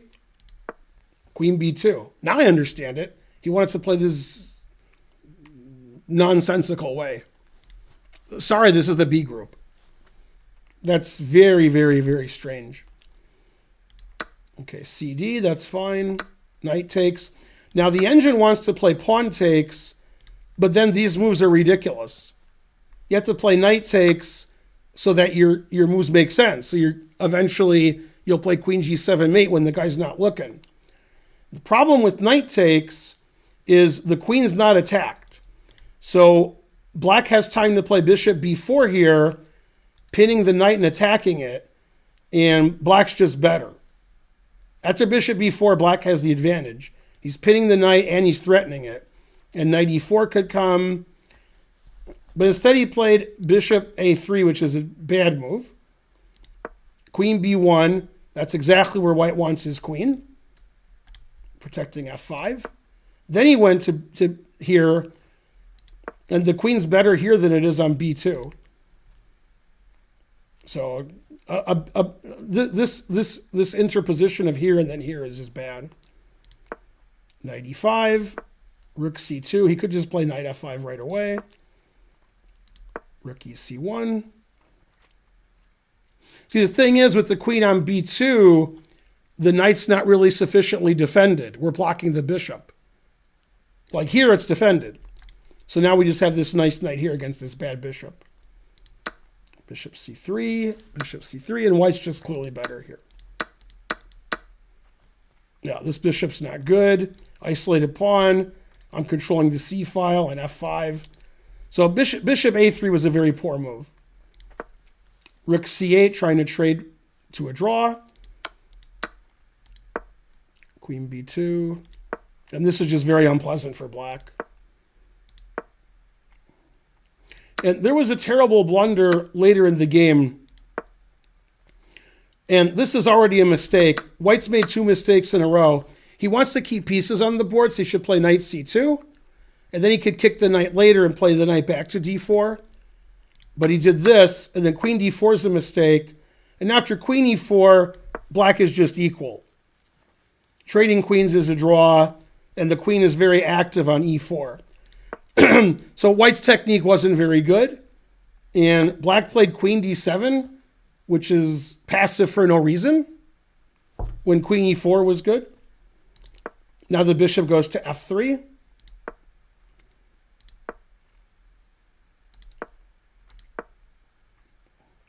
And in this position, black shouldn't allow white's queen to penetrate. So he played king f8, but he should play queen d8. And here, black played the most insane move in chess history. And that's saying something. Now, bishop takes b5 just loses a piece. Check and take the bishop. So you have a choice between bishop here and bishop here, and he played the move that's far worse. Okay, bishop here is inexcusable. You can't play a move like that. It loses a pawn, and it buries your bishop. Bishop b7, there's still some drawing chances. Because if you play check, I play bishop c8. And then, okay, I chill. White's much better, but the game goes on. And he played bishop a8, which is just doesn't make any sense. Just loses immediately. And he had a minute on his clock, so I guess he just panicked in time trouble. Check, he has to play queen e8, and then takes. And he's down a pawn, his b pawn's attacked, and his bishop is trapped on a8. So that was just unbelievably bad in time trouble. The lesson is, don't get into time trouble. Okay, queen d8, defending his b pawn. Bishop here to play bishop f3. d4 to activate his bishop. ed. You can't play queen d4 because queen a8. And basically, you know, black didn't have any blue pills, so he had no defense to ed.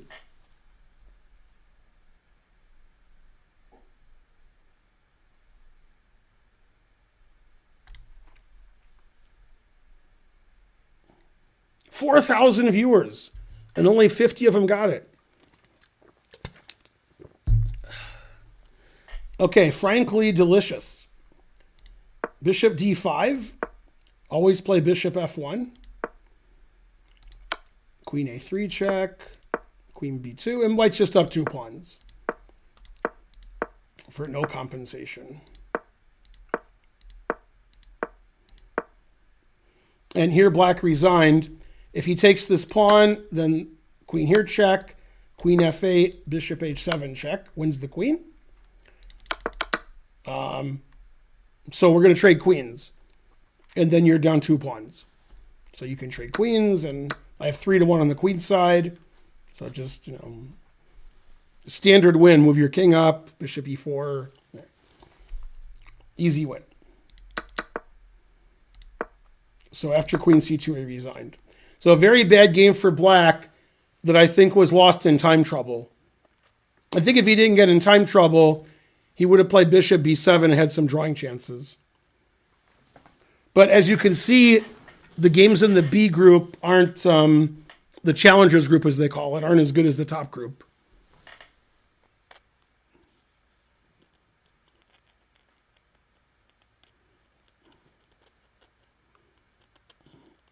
Frankly, terrible jokes.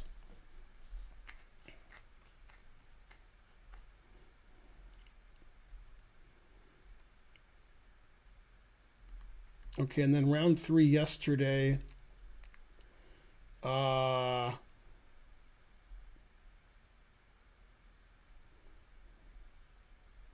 don't remember this game.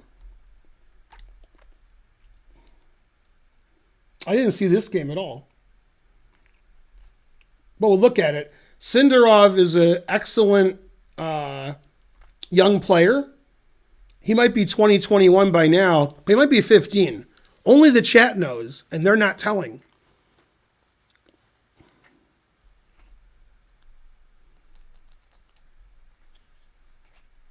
Go Sindarov. I can't believe Sindarov beat somebody who has a longer name than him. Okay, so this is against Vaishali, Ramesh Babu, bishop b5 Sicilian, which I've had black in this position many times, and this position, and this position, and this position. D3. Normally I face ed, knight d5, d4, knight f6, as in the famous stem game Carlsen-Gelfand, which white won quite convincingly. d3 is a slower approach. d4 is okay.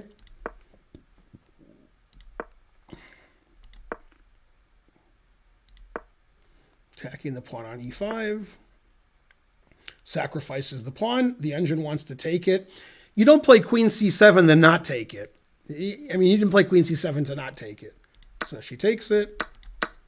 Bishop f4. Bishop d6. Queen h5. The engine says all these moves are great. Okay, and white's down a pawn, but white has fantastic compensation. I have this great bishop. Your bishop sucks. Knight e4 wins my pawn back if it's my move. Knight c4 looks good. Open file for the rook. This knight's not really very well placed. So the engine says white's a tiny bit better. Okay, she castled. Engine agrees. Knight e4.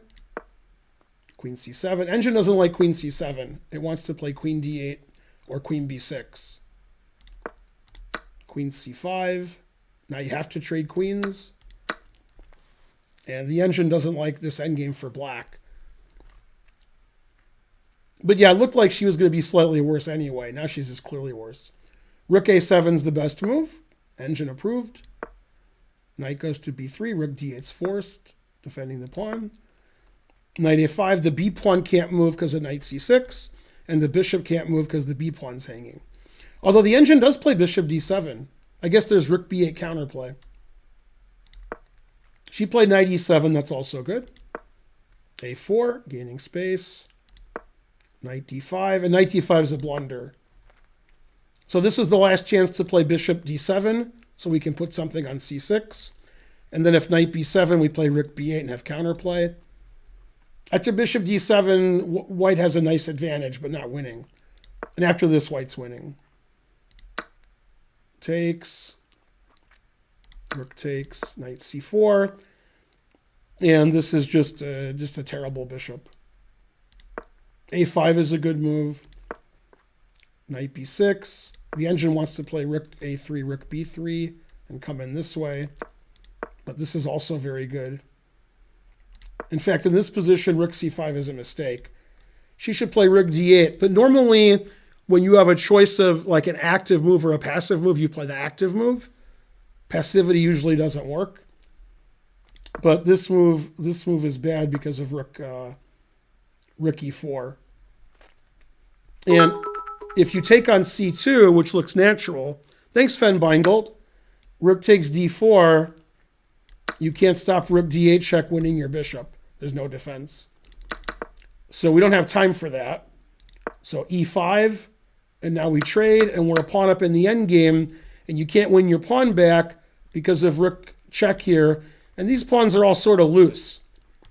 This is a relatively easily winning endgame for white. Never play f6. The engine really hates the move f6. But again, she's trying to play active instead of passive. So if the rook doesn't go to e2, then she can take and get counterplay. Unfortunately, f6 crushes her 7th rank. And even though she wins her pawn back, it's even more lost. Now I'm going to move my rook here and double on the 7th rank, and it's over. And this rook isn't playing.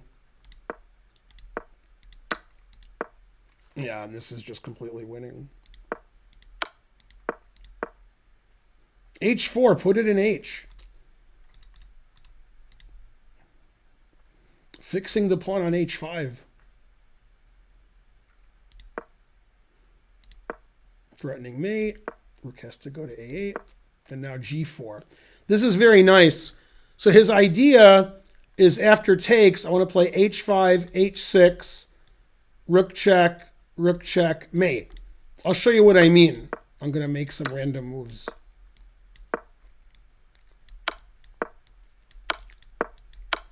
This is his idea. That's why he played h4. So g4, and this is the plan. Rook b6. She wants to play f5 and stop h6. And he just takes with the rook. And now he's up a pawn. And if it's white's move, if white plays rook here, and you can't save your rook, I'm going to check and take your rook. And if you play rook somewhere where you can save your rook, then you're hanging your a5 pawn. So it says that white's up +9. Also, this pawn's hanging. So black resigned here. Wow, that was a really nice game from Sindarov. He made a lot of nice moves that game. That was very smooth. Finegold gave 5 subs. What else? I really liked that game from Sindarov. That was nice. Sindarov not having a great tournament because, everybody's good. And Vaishali's a little overmatched, so she's getting good experience playing all these GMs. You could see she's 230 points lower rated than her opponent. So she wasn't expecting to win all her games. You're just trying to get the experience, playing a round robin, play GMs every round, etc. And this tournament has 3 or 4 players that are, 2,400 FIDE. Then it has like 5 players that are 2,600, FIDE plus. So there's some mismatches. It's never obvious you're going to win, but here it is. It has nice technique too. From Sindarov. Is he from Uzbekistan or I'm making that up? Probably I'm making it up. What is Uzbekistan? That's what I thought. Like he's board 2 after Abdusattorov, I guess. I guess that's why they won the Olympiad, because they're good. Benjamin Bach rated with a party of 260. It's all about the Benjamins. Go Benjamin Bach. Thanks for the raid. Everybody give him a shout out.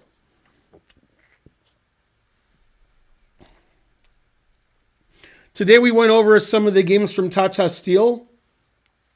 From rounds 3 and 4. We looked at some of the games from the Masters and some from the Challengers.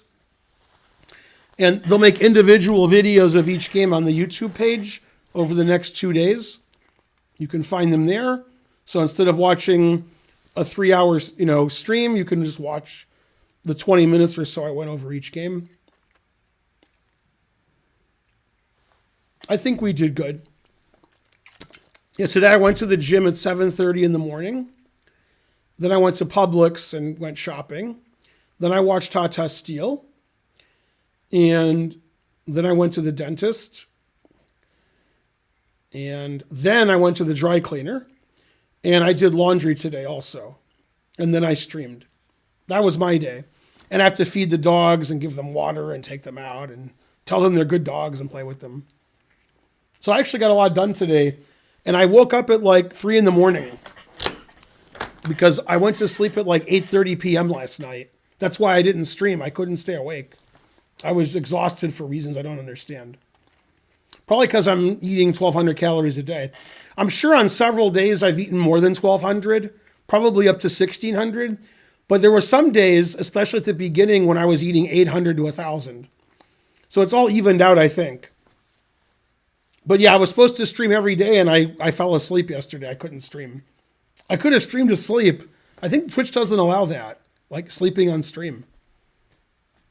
Not to say I wouldn't do it. And those were most of the decisive games from the last 2 days of Tata Steel. Now, does somebody know... teeth are good. Does somebody know if they're playing tomorrow, it's a rest day? You'd think after 4 or 5 days, there's a rest day. So either tomorrow's a rest day or the next day. I think tomorrow's a rest day. Yeah, tomorrow's a rest day. No Tata Steel. I'll have to watch Australian Open if I can find it, which I can't.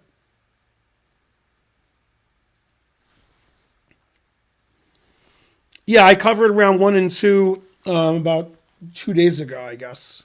Yeah, my last stream. And those videos are all on YouTube. Challengers do not have a rest day tomorrow, I think. Okay. That's something to watch. Those games are interesting also.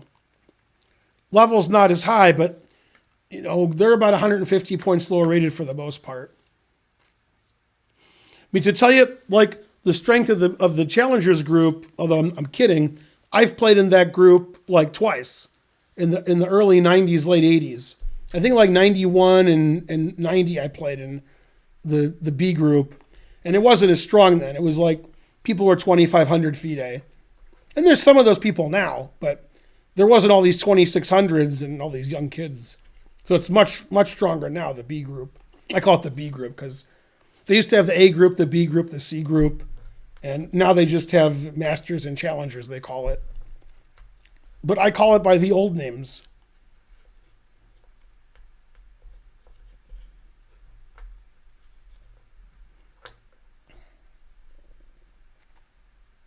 Indeed.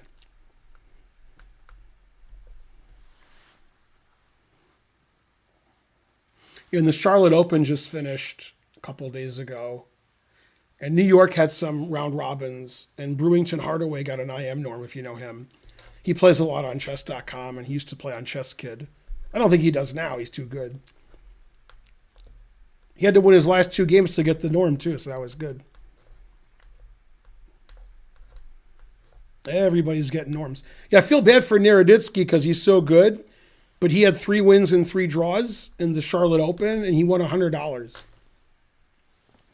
So I guess he wasn't playing for the money just because he lives in Charlotte. He's hooking up Peter, but still $100. God damn. Maybe his appearance fee was $1 billion, although I doubt it. Naroditsky, is that the guy people call Danya? That is correct.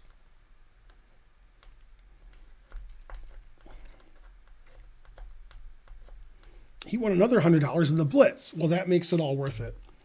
Man, Andrew Tang didn't do well in the Charlotte Open. He withdrew.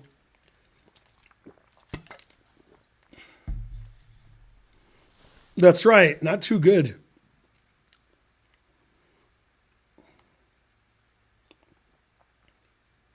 I went to the movies with Archer and Karen last night. It was $75. There were 3 of us, and we got popcorn and water, and Archer got some candy. Somebody got a Coke. Truth hurts. How did Canty do? Did he get his IM norm? It was a 6-round tournament. Nobody got a norm in Charlotte. Canty did badly. Terrible Terry, 787, gifted a sub. Why do white people love Wayne Brady so much? White people love Wayne Brady so much because I know half of it. Because he makes Malcolm X look like Bryant Gumbel? No, Bryant Gumbel look like Malcolm X? Is it Bryant Gumbel? I think it's Bryant Gumbel look like Malcolm X. I think that's the line. I don't know. It's been 20 years. God damn. You got it? Yeah, I don't know. I don't remember. It was so long ago. I used to say that line all the time. Oh shit, it's Wayne Brady, son. Does Wayne Brady have to choke a bitch? I try not to. Thanks, Dave. I love your show. Don Rickles is the best.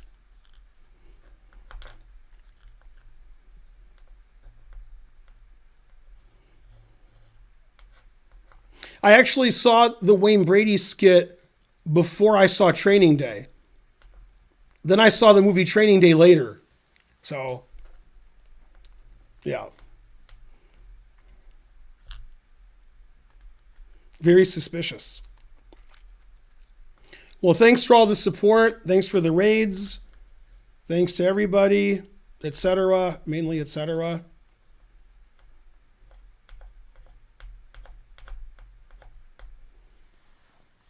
Let's see. I will raid Mr. Canty, Grandmaster Canty.